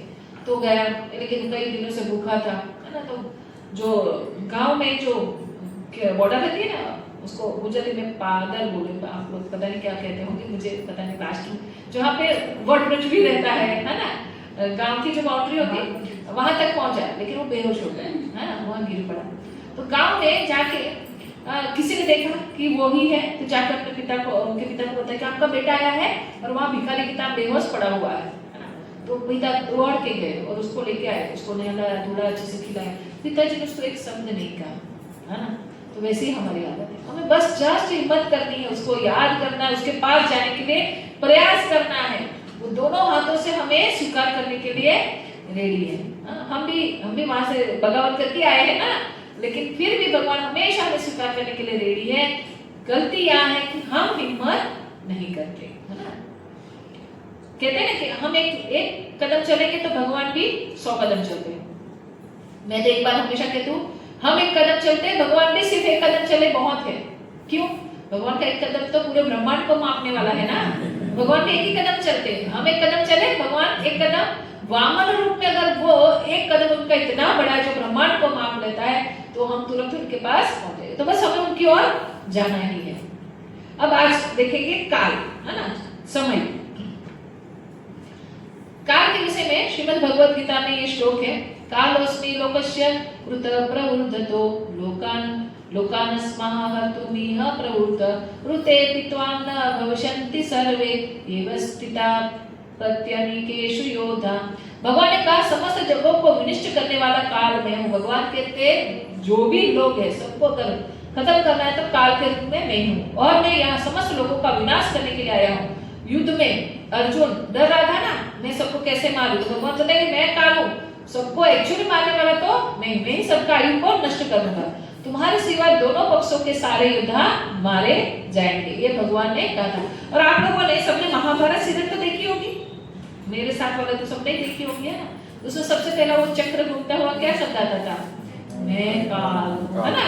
कितना सुंदर लगता था ना वो जब चक्र घुमा के, क्योंकि भौतिक जगत में ही काल है, आध्यात्मिक जगत में काल नहीं है। इसलिए यहाँ एक समय जो बीत गए वो वापस नहीं आने वाला। करोड़ों रुपया खर्च कर दो वो वापस आएगा नहीं, है ना।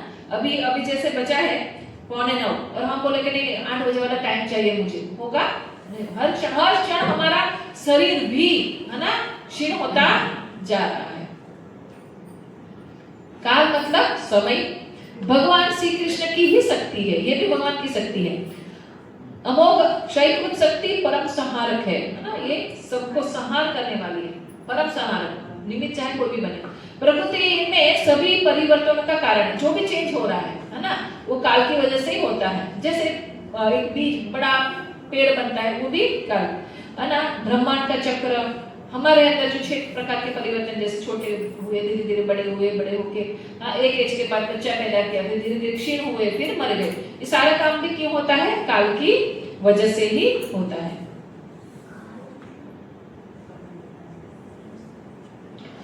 ये श्लोक है, सहस्त्र युग पर्यंते महर्य ब्रह्मणो विदु रात्रि युग सहस्त्राणाम तेहो रात्रिविदो जना।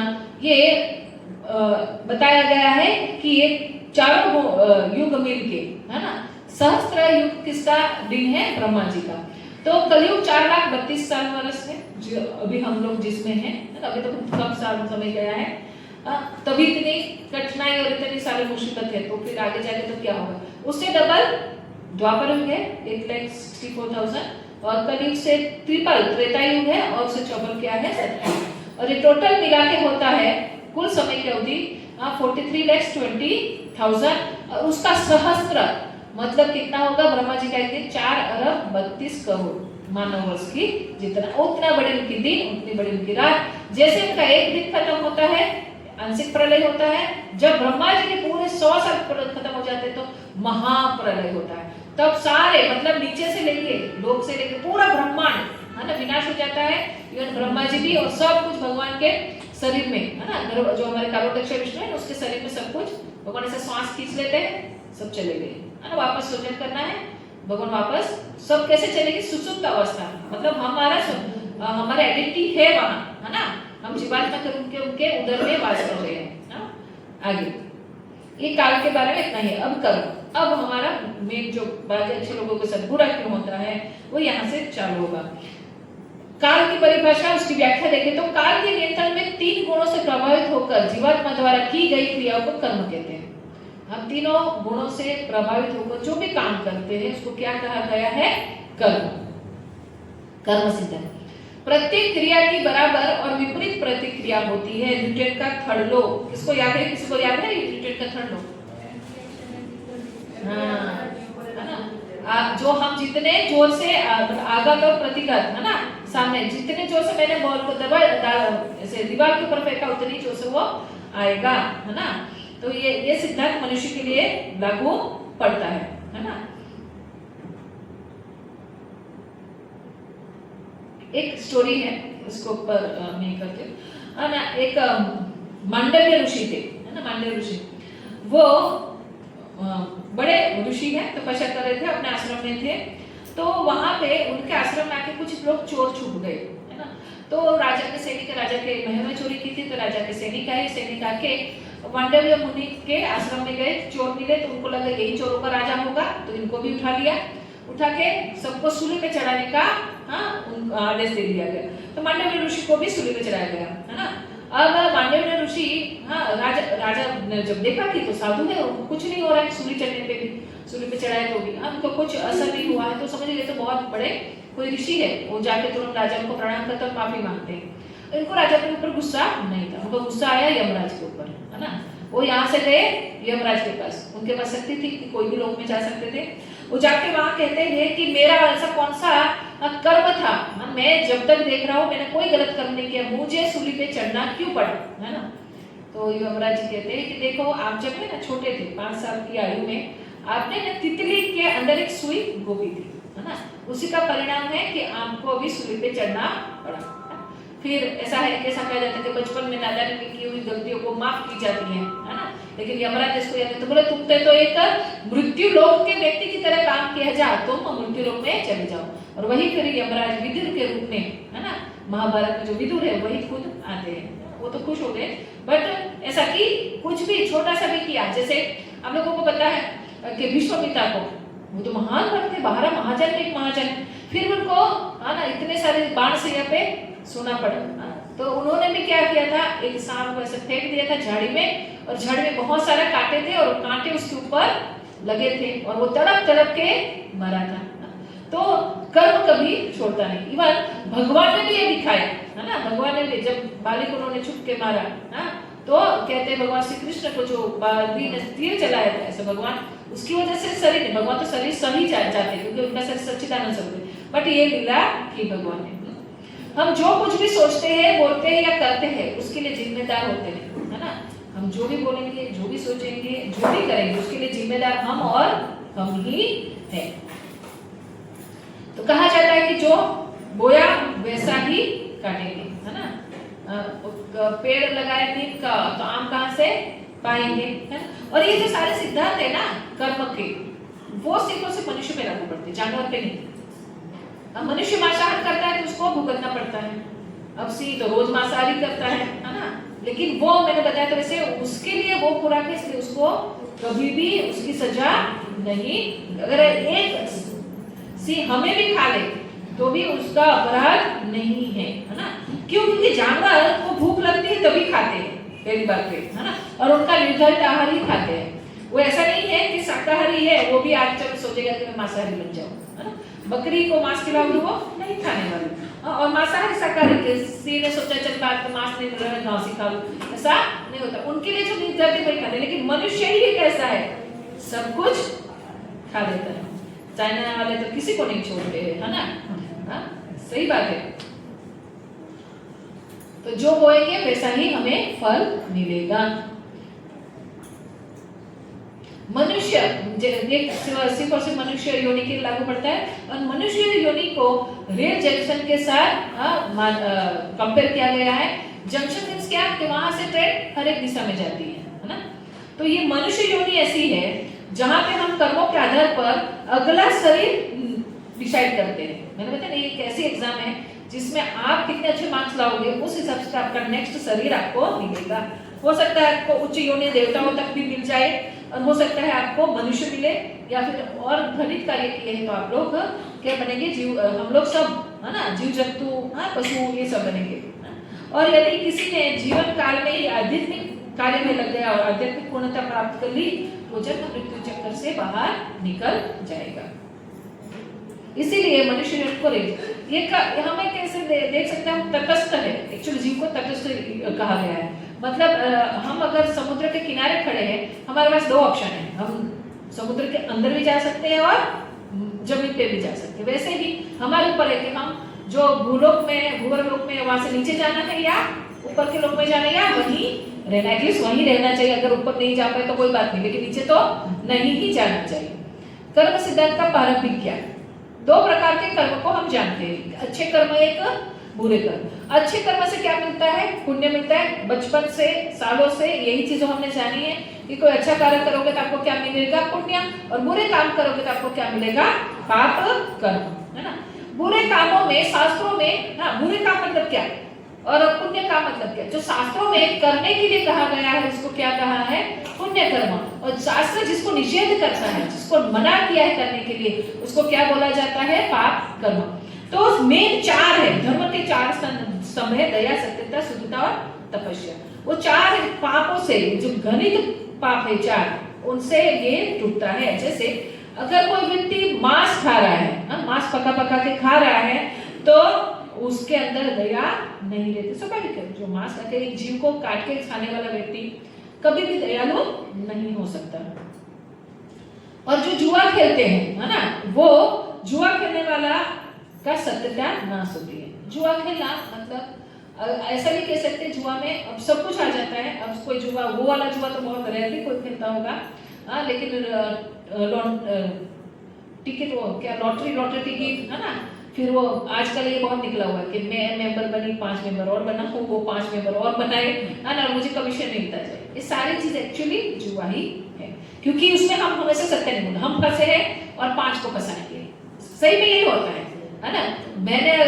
मैं फंसे, मैं मतलब कोई चीज ऐसे करते लोग, मुझे याद है मेरे नंद जी जबरदस्ती मुझे मतलब वो पकड़ाए, है ना, और वो कोई सामान्य चीज नहीं थी, 3 लाख की चीज थी, है ना। तो बोले कहा आप और 2-3, ये समय में पढ़ती नहीं हूँ, लेकिन वो लोग मतलब इस तरह से फंसाते हैं। झूठ बोलना ही पड़ेगा, कोई अपनी चीज को बेचने के लिए सबको झूठ बोलना ही पड़ेगा। देखिए ये जगत है ना, मुझे ऐसा एक्सपीरियंस है कि कई लोग, हम लोग डोनेशन के लिए जाते हैं, बुक डिस्ट्रीब्यूशन करते हैं, बहुत सारी सेवाएं करते हैं, तो लोग हमें पूछते हैं कि आपको क्या मिलता है ना?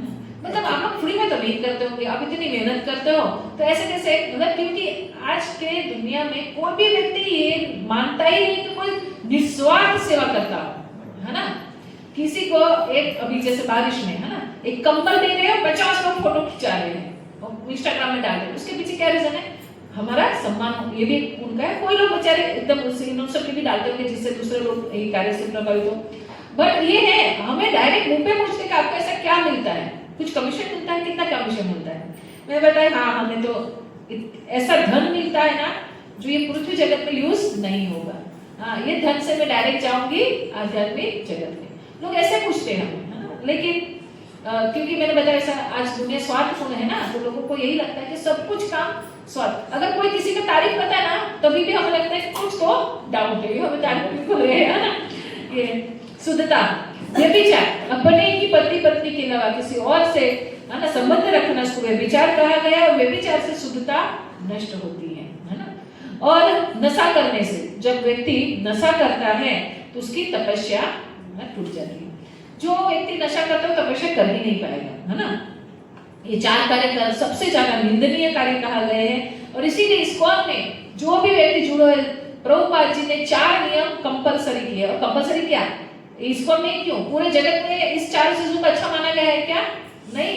जिसके घर में दारू पीते होंगे ना, वो व्यक्ति भी बोलेगा कि दारू पीना बहुत खराब है, और वो पीता हुआ व्यक्ति भी बोलेगा कि दारू पीना खराब है। तो 4 चीज शास्त्रों में वर्जित है, हमारे इस्कॉन में भी वर्जित है, और कोई भी जो कृष्ण भक्ति करने वाले लोग हैं सब के लिए वर्जित है। इवन नशा में, है ना, नशा में चाय और कॉफी भी आ जाता है, और ये सबको एकदम हर्ट कर जाता है, चाय कॉफी छोड़नी पड़ेगी ऐसा करके, है ना। कल ये टॉपिक थोड़ा, कल नहीं अगले शुक्रवार को हम करेंगे, तब इस टॉपिक को बहुत अच्छे से देखेंगे, है ना। तो आप लोग बोले कि कुछ माताजियों को बलि भी दी जाती है ना, ये प्रश्न आते हैं ना, कई माताजियों को बलि देने का एक सिद्धांत है। तो हमारे जो पुराण है ना, उसमें 6 तमोगुणी पुराण है, 6 रजोगुणी है और 6 सतोगुणी है। ये तमोगुणी रजोगुणी पुराण लिखने के पीछे का रीजन क्या है कि उसको पालन करते करते व्यक्ति धीरे धीरे तमोगुणी रजोगुणी में आएगा, रजोगुणी सतोगुणी में आएगा, है ना। इसलिए क्योंकि देखिए जो जिस प्रकार का व्यक्ति है उसको वैसा ज्ञान देकर उसको ऊपर उठाना चाहिए। अब मैंने जैसे बताया था, फर्स्ट स्टैंडर्ड वाले व्यक्ति को 10th स्टैंडर्ड का ही इक्वेशन समझाने चाहूंगी तो नहीं समझेंगे, तो उसको धीरे धीरे, तो कुछ हद तक ऐसा पुराणों में छूट दी गई। जैसे पहले के जमाने में ऐसे यज्ञ होते थे जिसमें पशु बलि देते थे, तो वो पशु को तुरंत नया शरीर प्राप्त होता था, है ना, इसीलिए वो मान्य था। लेकिन अब ऐसे ब्राह्मण नहीं है, ऐसे शुद्ध वस्तु नहीं है ना, ऐसा शुद्ध माहौल नहीं है, इसलिए ऐसे यज्ञ वर्जित है। तो कुछ जैसे काली माँ को बलि दी जाती है, तब ऐसा कहते हैं कि जो बलि दे रहा है ना, वो बकरे के कान में बोलता है, क्या बोलता है कि ये जन्म में मैं तुम्हें मार रहा हूँ, अगले जन्म में तुम मुझे मारना, और फिर उनको अर्पित करके उनके प्रसाद रूप में लोग स्वीकार करते हैं। उसका है ये जो तामसिक पुराण है उसमें ये लिखा गया है, बट आजकल वो लोग करते नहीं है, है ना। प्रसाद के नाम पे बार-बार बलि देंगे और बार-बार खाएंगे। ये धीरे धीरे बस उन्नत होने के लिए ही धर्म के 4 स्तंभ हमने देख लिया, दया, सत्यता, शुद्धता और तपस्या, है ना। ये टूटा तो हम डगमगे। जब 4 चीजों पे कोई चीज खड़ी हो और एक भी पैर हिलेगा तो क्या हो जाएगा? ऊपर बैठा हुआ व्यक्ति या वस्तु क्या हो जाएगा? हिल जाएगा। अब कर्म, है ना, कर्म के सिद्धांत के और 2 प्रकार, तत्कालिक कर्म और विलंबित कर्म, है ना। तो तत्कालिक कर्म मतलब कैसा होगा? जिसका फल आपको तुरंत मिल जाएगा, है ना। अभी गलत की अभी मिल जाएगा, अभी अच्छा किया अभी तुरंत मिल जाएगा। तो जैसे रास्ते में जा रहे हैं व्यक्ति को किसी ने, हमने चाटा मार दिया तो तुरंत हमें भी मारेगा ना, तो वो क्या हो जाएगा? ऐसे देखें तो वो तात्कालिक कर्म हुआ। अब कुछ पौधे ऐसे होते हैं जिसको आप बोओगे, है ना, तो तुरंत उग जाएगा, और उसको जैसे मेथी दाने तो या धनिया डाला तो थोड़े दिन में आपको वो खाने को मिल जाएगा। और कुछ पेड़ ऐसे होते हैं जिसको उगने में 15-20 साल निकलते, बाद में वो फल देंगे। तो जो बाद में देने वाले उसको क्या कहा गया है? विलंबित कर्म, और जो तुरंत मिलता है उसको क्या कहा गया है? तत्कालिक कर्म। तो विलंबित कर्म में उदाहरण ऐसा भी दे सकते हैं कि कुछ हमने दूषित भोजन खा लिया तो रात को नहीं पता चलेगा, सुबह पता चलेगा, है ना। रात को खाया तो सुबह पेट खराब हो जाएगा, है ना। और अधिक विलंबित कर्म में कैसा आएगा, जैसे कोई चोर है बहुत, हाँ, और उसने चोरी भी की और खून भी कर दिया, लेकिन ऐसी जगह छिप गया कि पुलिस के हाथ में वो आया ही नहीं, है ना। फिर 20 साल के बाद वो पकड़ा गया, तो 20 साल के बाद उसको सजा दी। हमारे देश में तो ज्यादातर यही होता है कि सजा बहुत लेट मिलती है, वो व्यक्ति बुजुर्ग भी हो जाता है तब उसको सजा मिलती है, ऐसा रहता है। तो अधिक विलंब कर्म होगा। व्यक्तिगत और सामूहिक कर्म,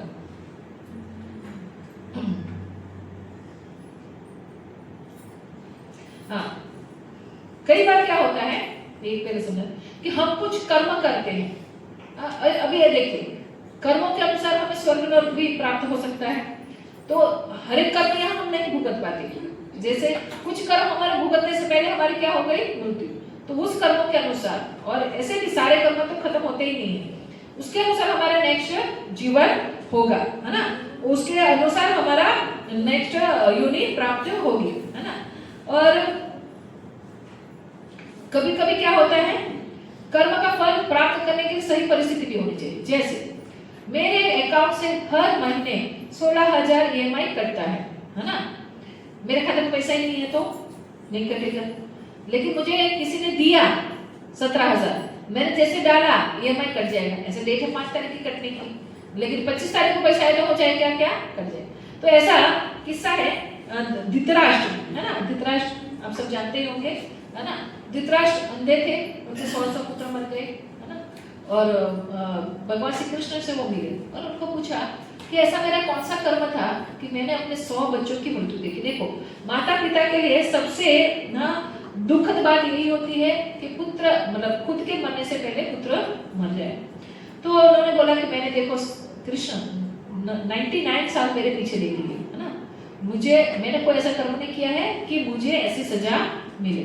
तो भगवान बोले आपने 99वां देखा ना, 100वां देखिए, है ना, 100वां जन्म देखिए आपका, है ना, पुनर्जन्म 5वां जन्म। उसमें आपने क्या किया था, आप शिकारी थे और आपने एक चिड़िया के 100 अंडों को फोड़ दिया। तो बोले 100 जन्मों पहले की बात, अभी क्यों सजा मिल रही है ना। तो भगवान बोले भाई 100 पुत्र होने के लिए तुम्हारे पास पुण्य कर्म भी तो होने चाहिए।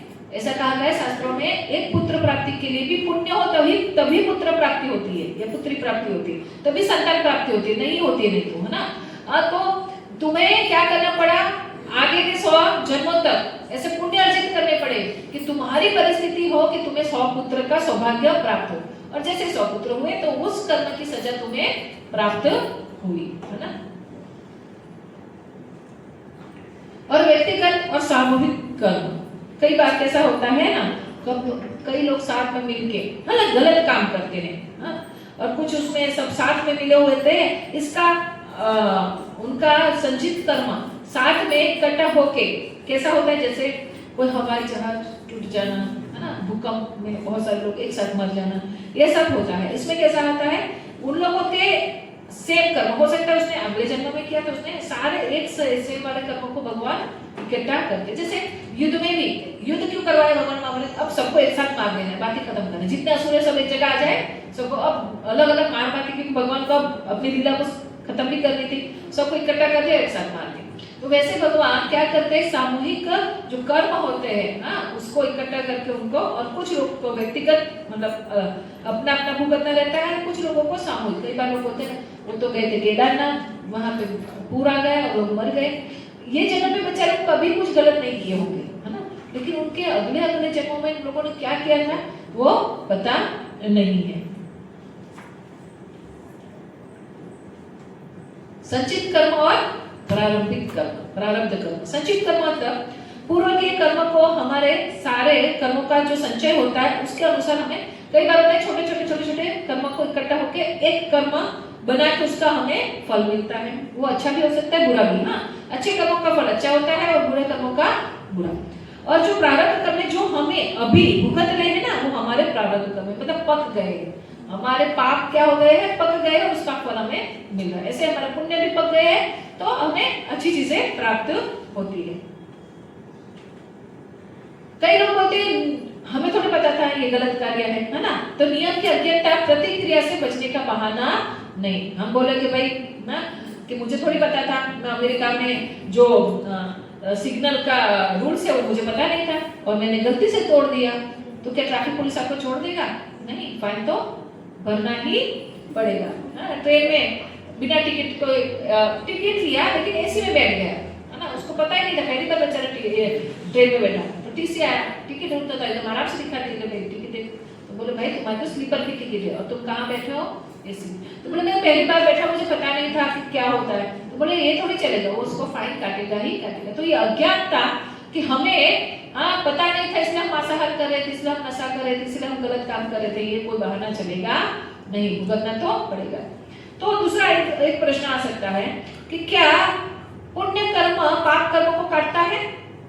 मतलब मैंने 5 लोगों का खून कर दिया लेकिन इधर मैंने बहुत दान पुण्य भी कर दिया, है ना, मैंने रिश्वत लेके लाखों रुपए कमा लिया और इधर दान भी कर दिया, है ना, तो नहीं, पाप भी भुगतना है और पुण्य भी भुगतना है, दोनों को भुगतना, अच्छे और बुरे कर्म एक दूसरे को काटते नहीं है। इसका एक उदाहरण दूंगी, है ना, बहुत महान व्यक्ति हुए महाराज नूर्ग करके श्रीमद् भागवत में उनका वर्णन है। नूर्ग राजा हुए, वो बहुत दान करते थे, लेकिन एक बार उनसे मतलब गायों का दान, ब्राह्मणों को बहुत कुछ दान करते रहते, एक दिन उनको गलती से एक ही गाय 2 बार दान कर दी 2 ब्राह्मणों के बीच में, और दोनों ब्राह्मणों के बीच में झगड़ा हो गया। अभी उनकी क्या थी? अनजान में गलती थी, उनको कुछ उसके बारे में पता भी नहीं था, है ना, और वो इतने सारे पुण्य कर्म भी करते थे। इसी की वजह से, ये गलती की वजह से वो गिरगिट बने, है ना, और वो एक कुएं में गिरे हुए थे, श्रीमद् भागवत में वर्णन आता है, और भगवान स्वाभाविक उसने इतने अच्छे कर्म किए थे, है ना, एक ही गलती थी उनकी, तो इस गलती की सजा को क्या मिली? वो गिरगिट बने, मतलब छिपकली नहीं, काचिंडो ना, वो नदी में कुएं, सूखे कुएं में पड़े हुए थे, लेकिन उसके इतने सारे पुण्य कर्म थे, तो भगवान ने स्वयं उसको पकड़ के बाहर निकाला, उनकी मुक्ति हो गई, है ना। तो ऐसा बात है, तो जरूरी नहीं, दोनों कर्म को हमें भुगतना है ना। तो पुण्य कर्म भुगतने के लिए भी हमें जन्म लेना है और पाप कर्म भुगतने के लिए भी हमें जन्म लेना है। हमारे पास, है ना, जो कहीं पे भी हम घूमने गए, हम घर छोड़ के कहीं पे भी 15-20 दिन के लिए घूमने, जैसे ही हमारा समय खत्म होगा वापस कहाँ जाते? अपने घर में ही आ जाते हैं। वैसे ही अच्छे और बुरे दोनों कर्मों को भुगतना तो पड़ेगा। तो हम लोग कई बार कहते होते हैं, कोई अच्छा कार्य करते हैं तो हम श्रेय ले लेते हैं, और बुरा तो भगवान की वजह से हुआ ना, सब भगवान को, ये भगवान क्यों मेरे साथ ऐसा करते हो, है ना। तो हम जो गलत करते हैं उसका साक्षी कौन है? हम बोलोगे कौन है भाई, मैं कितना भी गलत कर लूं, कौन देखने वाला है? लेकिन कौन है? हमारे सबके हृदय में रहने वाले परमात्मा, भगवान परमात्मा के रूप में हर किसी के हृदय में विराजमान है, और हमारे कार्य के वो साक्षी है। और भी बहुत सारे साक्षी है, सूर्य, चंद्र, हवा, ये सभी साक्षी है, लेकिन परमात्मा के रूप में भगवान साक्षी है। साथ साथ में भगवान हमारे हर एक गलत कार्य जब हम करते हैं तो अंदर से आवाज भी देते हैं कि ये गलत है, लेकिन हम मानते नहीं हैं। श्वेताश्वतर उपनिषद में बताया गया है कि एक पेड़ पे 2 पक्षी बैठे हैं, है ना, एक क्या कर रहा है? अट्टा पीटा मल फलों को खा रहा है, और दूसरा वहां चुपचाप उनको देख रहा है। अगर वो ध्यान, वो पक्षी इतना सोच रहा है कि कब मेरी ओर देखे और मैं उसको समझाऊं कि सच्चे फल खाने हैं तो तुम मेरे साथ चलो। तो एक पक्षी क्या है? परमात्मा जो देख रहा है, और हमारे हम कौन है? आत्मा। दूसरा पक्षी जो क्या कर रहा है? कभी अच्छे फल, कभी खट्टे फल, है ना, ये खा रहा है, और उसी में वो ये मीठा रहेगा, ये मीठा रहेगा करके सारे फलों को वो चुनता रहता है।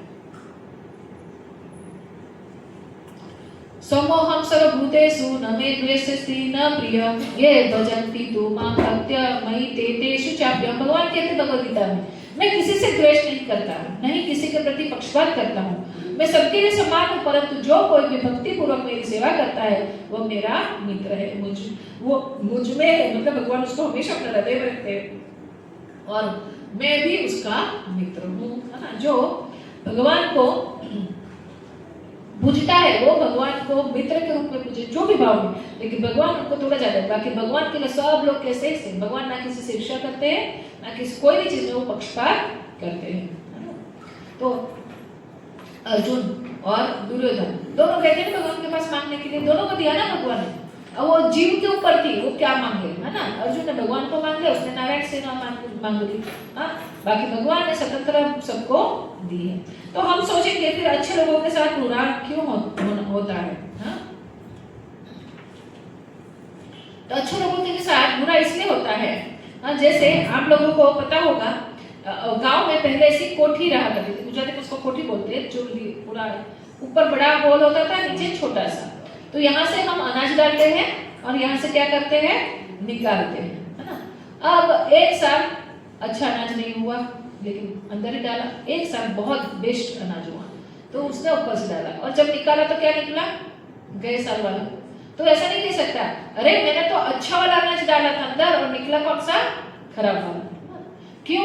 क्योंकि ये हमारा क्या है, हमारा ही ये सारा स्टोरेज है। हम पाप किए, ये यहाँ है, बाद में पुण्य किए, पुण्य किए, पुण्य किए, पुण्य किए, लेकिन अब ये जन्म में हम निकाल रहे तो हमारे पाप का फल हमें मिल रहा है, फिर पुण्य का। जैसे पुण्य है, बहुत पुण्य है, तो अच्छे घर में जन्म होगा, ज्यादा धनी होंगे, सुंदर होंगे, है ना। और कुछ ऐसे कर्म किए तो कुरूप होंगे, खाने के लिए भी नहीं है, और कुछ लोगों के पास इतना खाना है कि वो जो फेंकते हैं उसमें 10 लोगों का घर पेट भर जाएगा। लेकिन ये सब और सब अपने कर्मों की वजह से। निसंदेह सामान्यतः लोग अच्छे और बुरे कर्म दोनों करते हैं, इसलिए उनके जीवन में अच्छे और बुरे फल एक साथ आते हैं। इसलिए हम हमेशा ना दुखी रहते हैं, ना हमेशा सुखी रहते हैं, वो भगवान बैलेंस करते रहते हैं, है ना। हमारे अच्छे कर्म का फल, बुरे कर्म का फल हमें मिलता रहता है, इसलिए हम सुखी भी होते रहते हैं और दुखी भी होते रहते हैं। क्योंकि उसमें मैंने बताया वैसे सच्चिन, इसीलिए कभी कभी हम पाते हैं कि महान महान संत को भी बड़ी बड़ी बीमारियां होती है, तो वो अपने कर्म नहीं होते उनके। तो एक्चुअली भगवान चाहते हैं कि जन्मों जन्म के सारे कर्मों को शून्य कर ले, और शून्य करने के बाद उसको भगवत धाम लेके जाए। और जो शिष्य बनाते हैं तो शिष्य के पाप भी गुरु को स्वीकार करने पड़ते हैं, इस रीजन से भी होता है। लेकिन एक महान संत हुए डोंगरे जी महाराज, डोंगरे जी महाराज कहा गया था गले का कैंसर हुआ, मैंने सुना है, पढ़ा नहीं है, मैंने सुना ही है जस्ट। तो वो इतने दयालु थे, है ना, कि कहते हैं कि उनके यहाँ से जब कीड़े खरते थे और नीचे गिर जाते तो वापस उठा कर रख देते थे, मतलब इतने दयालु थे वो। उनके प्रति आप सोचिए उस व्यक्ति को कैंसर कैसे हुआ, हम सोच सकते हैं, इतना दयालु व्यक्ति, हाँ, वो उसको कैंसर कैसे हुआ। लेकिन भगवान क्या करते हैं ना, भक्तों को दुख देके, भगवान को जो भी उनके कर्म है ना। अब देखो वो भगवान चाहते हैं एक ही क्षण में तुरंत शून्य कर सकते हैं, लेकिन भगवान क्या कहते हैं, बहुत बड़ा होने वाला है, उसको छोटे रूप में करके एक बार सहन करवा लेते, जैसे कल आएगा ये सारी चीजें, है ना। तो भगवान क्या करते हैं, फिर उस भक्त को अपने भगवत धाम ले जाते हैं। इसीलिए अच्छे लोगों के साथ बुरा, हम सोचते हैं कि मैं तो कुछ गलत करता है, लेकिन क्या पता हमने 100 जन्म 101 जन्म में हमने क्या गलत किया था, है ना, और उसका फल तो उसको भुगत लेना चाहिए। अब उससे कैसे बचना चाहिए वो भी हम देखेंगे भाई।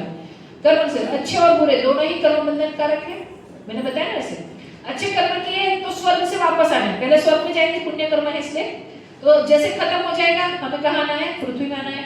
पाप कर्म किए नरक में गए, जैसे खत्म हो कहाँ आना है, वापस पृथ्वी लोक में आना है। तो दोनों ही क्या है, बंधन तो बात है। वापस पृथ्वी में आए तो वापस हमसे कोई ना कोई कर्म होने वाला है, या अच्छा या बुरा। अभी जैसे आज जो लोग बहुत धनी हैं, वो उसने बहुत पुण्य कर्म किए थे, लेकिन वो अपने धन का उपयोग सही मात्रा में नहीं करे, सही जगह नहीं करे, इंद्र तृप्ति में लगा रहे, तो अगला जन्म उनका बेकार होगा एकदम, है ना। कर्म करने से पहले चुनाव किया जा सकता है, बाद में नहीं, है ना। कर्म करते करते ही सोच सकते हैं। एक बार कोई व्यक्ति बिल्डिंग पे चढ़ा और सोचे मैं आत्महत्या कर लूंगा, कूद गए, बाद में सोचता है नहीं मुझे बचाओ, बच पाएगा, 10वें माले से गिर गया एक बार ना। तो वैसे बोला हुए शब्द धनुष से निकला हुआ बाण और बंदूक से निकली गोली वापस नहीं ले सकते। एक बार निकल गया, फिर हम गोली जैसे निकली नहीं आगे जाकर रोक दूं, ऐसा हो पाएगा नहीं। मुंह से निकला हुआ शब्द फिर कितना भी सॉरी बोल दूं, जो घात पहुंचाना था वो तो पहुंचा ही दिया, है ना। इसीलिए कोई भी कर्म करने से पहले सोचना चाहिए। दैनिक कर्म की बात नहीं हो रही है, कोई किसी चीज को रिएक्ट करना है तब खास करना चाहिए। कर्मणो हि अपि बोधव्यं बोधव्य च विकर्मणं कर्मणस्य बोधव्यं गहना कर्मणो गति। कर्म की बारीकाई को समझना अत्यंत कठिन है, हाँ। कर्मणा गहना कर्मणो गति, कितना भी दिमाग लगा लेना हम समझ नहीं पाएंगे, हाँ। किसकी वजह से किसको क्या फल मिला या ये कर्म क्या है, सब सारे चीजें से समझना बहुत मुश्किल है। अतः मनुष्य को चाहिए कि वह ठीक से जाने कि कर्म क्या है, विकर्म क्या है और अकर्म क्या है। अभी हमने दो चीज देखी, कर्म और विकर्म। कर्म मतलब अच्छा कर्म जिससे पुण्य मिलता है, और विकर्म मतलब पाप कर्म जिससे हमें क्या पाप मिलता है, सॉरी बुरे कर्म जिससे हमें पाप मिलता है। लेकिन और एक कर्म है भगवान के, अब जैसे शब्द का मन अच्छा भी मानता है बुरा भी मानता है, तो करे क्या, मतलब कुछ करे ही नहीं, चुपचाप एक जगह साधु बन के बैठ जाए, नहीं। भगवान भगवत गीता में कहते हैं कर्म तो करना ही है ना। भगवान भगवत गीता में बिना कर्म कोई व्यक्ति नहीं रह सकता। आप साधु बन के जंगल में जाके बैठ गए ना, वहां भी आप कुछ ना कुछ तो करोगे, मन में विचार भी आएंगे, श्वास भी तो लोगे, खाना भी तो खाओगे, है ना। तो कर्म के बिना तो कोई व्यक्ति रह सकता ही नहीं। भगवान कहते विकर्म करो, और विकर्म छोड़ो, कर्म भी छोड़ो, अकर्म करो। क्या करो? अकर्म। अब ये अकर्म क्या है उसका डिटेल्स में अगले शुक्रवार को क्लास करेंगे हम। कल तो महाराज आ रहे हैं तो महाराज का क्लास रहेगा, आप लोग सब आइएगा।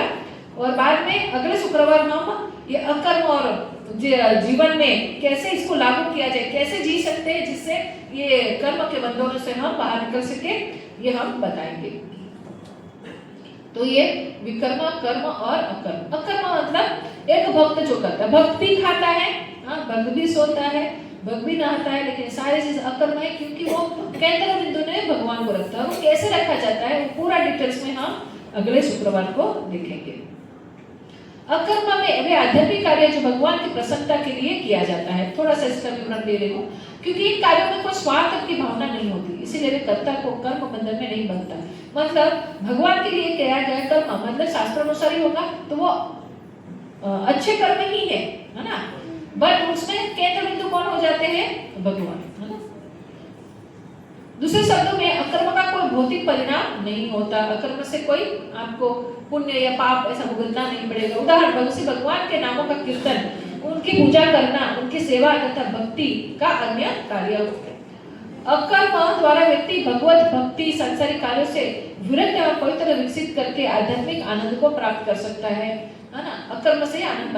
अकर्म व्यक्ति को जन्म मृत्यु के चक्र से मुक्त करके भगवत धाम ले जाता है। नीचे की लाइन नहीं आई इसमें, है ना। वो भगवत धाम लेके जाता है ना। देखो अर्जुन और दुर्योधन दोनों ने युद्ध किया। युद्ध करना कोई अच्छी बात नहीं है, बहुत सारे लोगों को मारना पड़ता है। युद्ध तो किया उन्होंने, लेकिन अर्जुन का वो अकर्म था और दुर्योधन का वो कर्म था। कैसे? अर्जुन ने युद्ध क्यों किया? भगवान श्री कृष्ण को प्रसन्न करने हेतु, है ना। और दुर्योधन ने क्यों युद्ध किया? अपने आप की इंद्रिय तृप्ति के लिए। जैसे और एक उदाहरण दे सकती हूँ आप लोगों को। एक आर्मी मैन था, युद्ध लड़ा, सामने जो भी होगा पाकिस्तान चाइना जो भी, बहुत सारे लोगों को उसने मारा, उसको क्या मिलेगा? 16 चक्र मिलेगा, है ना, गिफ्ट में। अब वो छुट्टी लेके गांव गया, गांव जाने के बाद बाजू वालों के साथ उसका झगड़ा हो गया, उसने बंदूक निकाली, बाजू वालों को मार दिया। अब उसको क्या होगा? उसके साथ क्या होगा? सजा मिलेगी, है ना। पहले भी तो उसने बहुत सारे लोगों को मारा था, तब तो उसको 16 चक्र मिला। और अभी उसने एक व्यक्ति को, एक ही व्यक्ति को मारा तो भी उसको जेल जाना पड़ा। रीजन क्या है? जो पहले किया था उसने हजारों लोगों को मारा या 10-15 लोगों को, जिसको भी मारा, वो किसको केंद्र में रख के किया था? भारत देश को, है ना। उसमें उसका कोई स्वार्थ नहीं था। लेकिन जब गांव में किसी को मारा, उसमें उसका निजी स्वार्थ था। बस करना यही है, हमें क्या करना है? हमारा स्वार्थ हटा देना, भगवान की प्रसन्नता के लिए ही जीना भी, भगवान की प्रसन्नता के लिए। बच्चों को मैं बोलती हूँ पढ़ना भी भगवान की प्रसन्नता के लिए। वो कैसे? पूरा डिटेल्स हम अगले शुक्रवार को देखेंगे, है ना। भगवान श्री कृष्ण भगवत गीता में कहते हैं, क्या कहते हैं? यज्ञार्थ कर्मणं त्रयोलोक्यं कर्म बंधनं तदर्थं कर्म कौन्तेय मुक्त संघ समाचरम्। भगवान विष्णु के लिए यज्ञ के रूप में किया गया कर्म अवश्य ही करना चाहिए, अन्यथा कर्म इस भौतिक जगत में बंधन का कारण बनता है। इसीलिए हे कुंती पुत्र, उनकी संतुष्टि के लिए अपने नियत कर्मों का पालन करो और इस तरह तुम सदैव बंधन से मुक्त रहोगे। भगवान कहते हैं यज्ञ मतलब कोई भी कार्य को भी यज्ञ कहते, कर्म, है ना। तो तुम जो भी कर्म करोगे भगवान को ध्यान में रख के तो यज्ञ समान है ना। इससे कोई कर्म बंधन लगने वाला नहीं है। इसीलिए तुम क्या करो? सिर्फ और सिर्फ भगवान को संतुष्ट करने के लिए अपने कर्तव्य करना है। किसी को जॉब नहीं छोड़ना है, किसी को पढ़ाई नहीं छोड़नी है, स्त्रियों को अपना घर का काम सब कुछ करना है, लेकिन कैसे करना है शुक्रवार को देखेंगे, है ना, जिससे हमें कर्म बंधन ना लगे। जीवन तैयारी है और मृत्यु हमारी परीक्षा है। क्यों? मृत्यु से ही हमें पता चलेगा हमारा नेक्स्ट जन्म कैसा होगा। जितना हम मृत्यु को सुधारेंगे, है ना, वैसा हमारा आगे का जीवन, या हम भगवत धाम जाएंगे। हम लोग है स्कूल वाले आर्ट ऑफ लिविंग नहीं सिखाते, आर्ट ऑफ डेथ सिखाते हैं, है ना, कैसे मरना है। क्योंकि सही तरीके से मरोगे तो जाके क्या होगा? अगले योनि आपको अच्छी प्राप्त होगी या भगवान के धाम जाएंगे। यहाँ पे खत्म होता है। आगे हम अकर्म से लाभ, दिनचर्या में कैसे इसका उपयोग करें, हम सर्वोत्तम योग क्या है, ये सारा पॉइंट हम लोग अगले शुक्रवार को देखेंगे। कल मंदिर में यहाँ महाराज आ रहे हैं, हमारे भक्ति पद्मा महाराज, और वो यहाँ पे सबको कथा बताएंगे, और साथ में बाद में सब एक जन्माष्टमी की मीटिंग होगी। आप सब लोग आइए महाराज का दर्शन करने के लिए, है ना, सब लोग पधारिए, क्योंकि इतने महान व्यक्तियों का संग करने से हमारा जीवन का उद्धार होता है ना। साधु संग नवमात्र साधु संग, है ना, सर्वशास्त्र कहे। थोड़ा भी संग हो गया ना, इन संतों का दर्शन हो गया तो हमारा जीवन का उद्धार। और वापी में जितने भी लोग जुड़े हुए, और हम लोग कब से जुड़े, आज मेरा लगभग 70वां साल चल रहा है, हम सब उन्हीं के प्रति समर्पित हैं, और उन्हीं की वजह से हम लोग इतने अच्छे से भक्ति कर पा रहे हैं, है ना। कोई भी चीज करने के लिए, है ना, संग होना बहुत जरूरी है। दारू पीने वालों को भी दारूओं का संग चाहिए, है ना, तब जाकर दारू में आनंद ले पाता है ना। वैसे भक्त को भी भक्ति का संग, उसमें भी ऐसे महान साधु का संग अगर मिल जाए तो फिर पूछना ही क्या। तो जन्माष्टमी का भी मीटिंग है, जन्माष्टमी का पूरा प्लानिंग होगा, आप लोग सब आइए। और फिर अगले शुक्रवार को जो लास्ट टॉपिक है वो करेंगे हम लोग। अभी मैं आप लोगों को एक पेपर बांटूंगी, साथ में पेन भी। अंजना सीता माता जी हो ना, सबको वो फीडबैक फॉर्म है, मैं आज ही इसलिए भरवा रही हूँ क्योंकि मैंने सर्टिफिकेट बनवा दिया है। तो आप लोगों का जो नाम, स्पेलिंग, ये सब भी मुझे चाहिए, तो ये सब हम आज ही कर लेते हैं, फिर नेक्स्ट शुक्रवार तक काफी लंबा समय चला जाएगा। तो बांट देती हूँ, ये भर के आप लोग हमें दे दीजिए। पेन भी है, रियल आप भी हेल्प करो उनको। और एक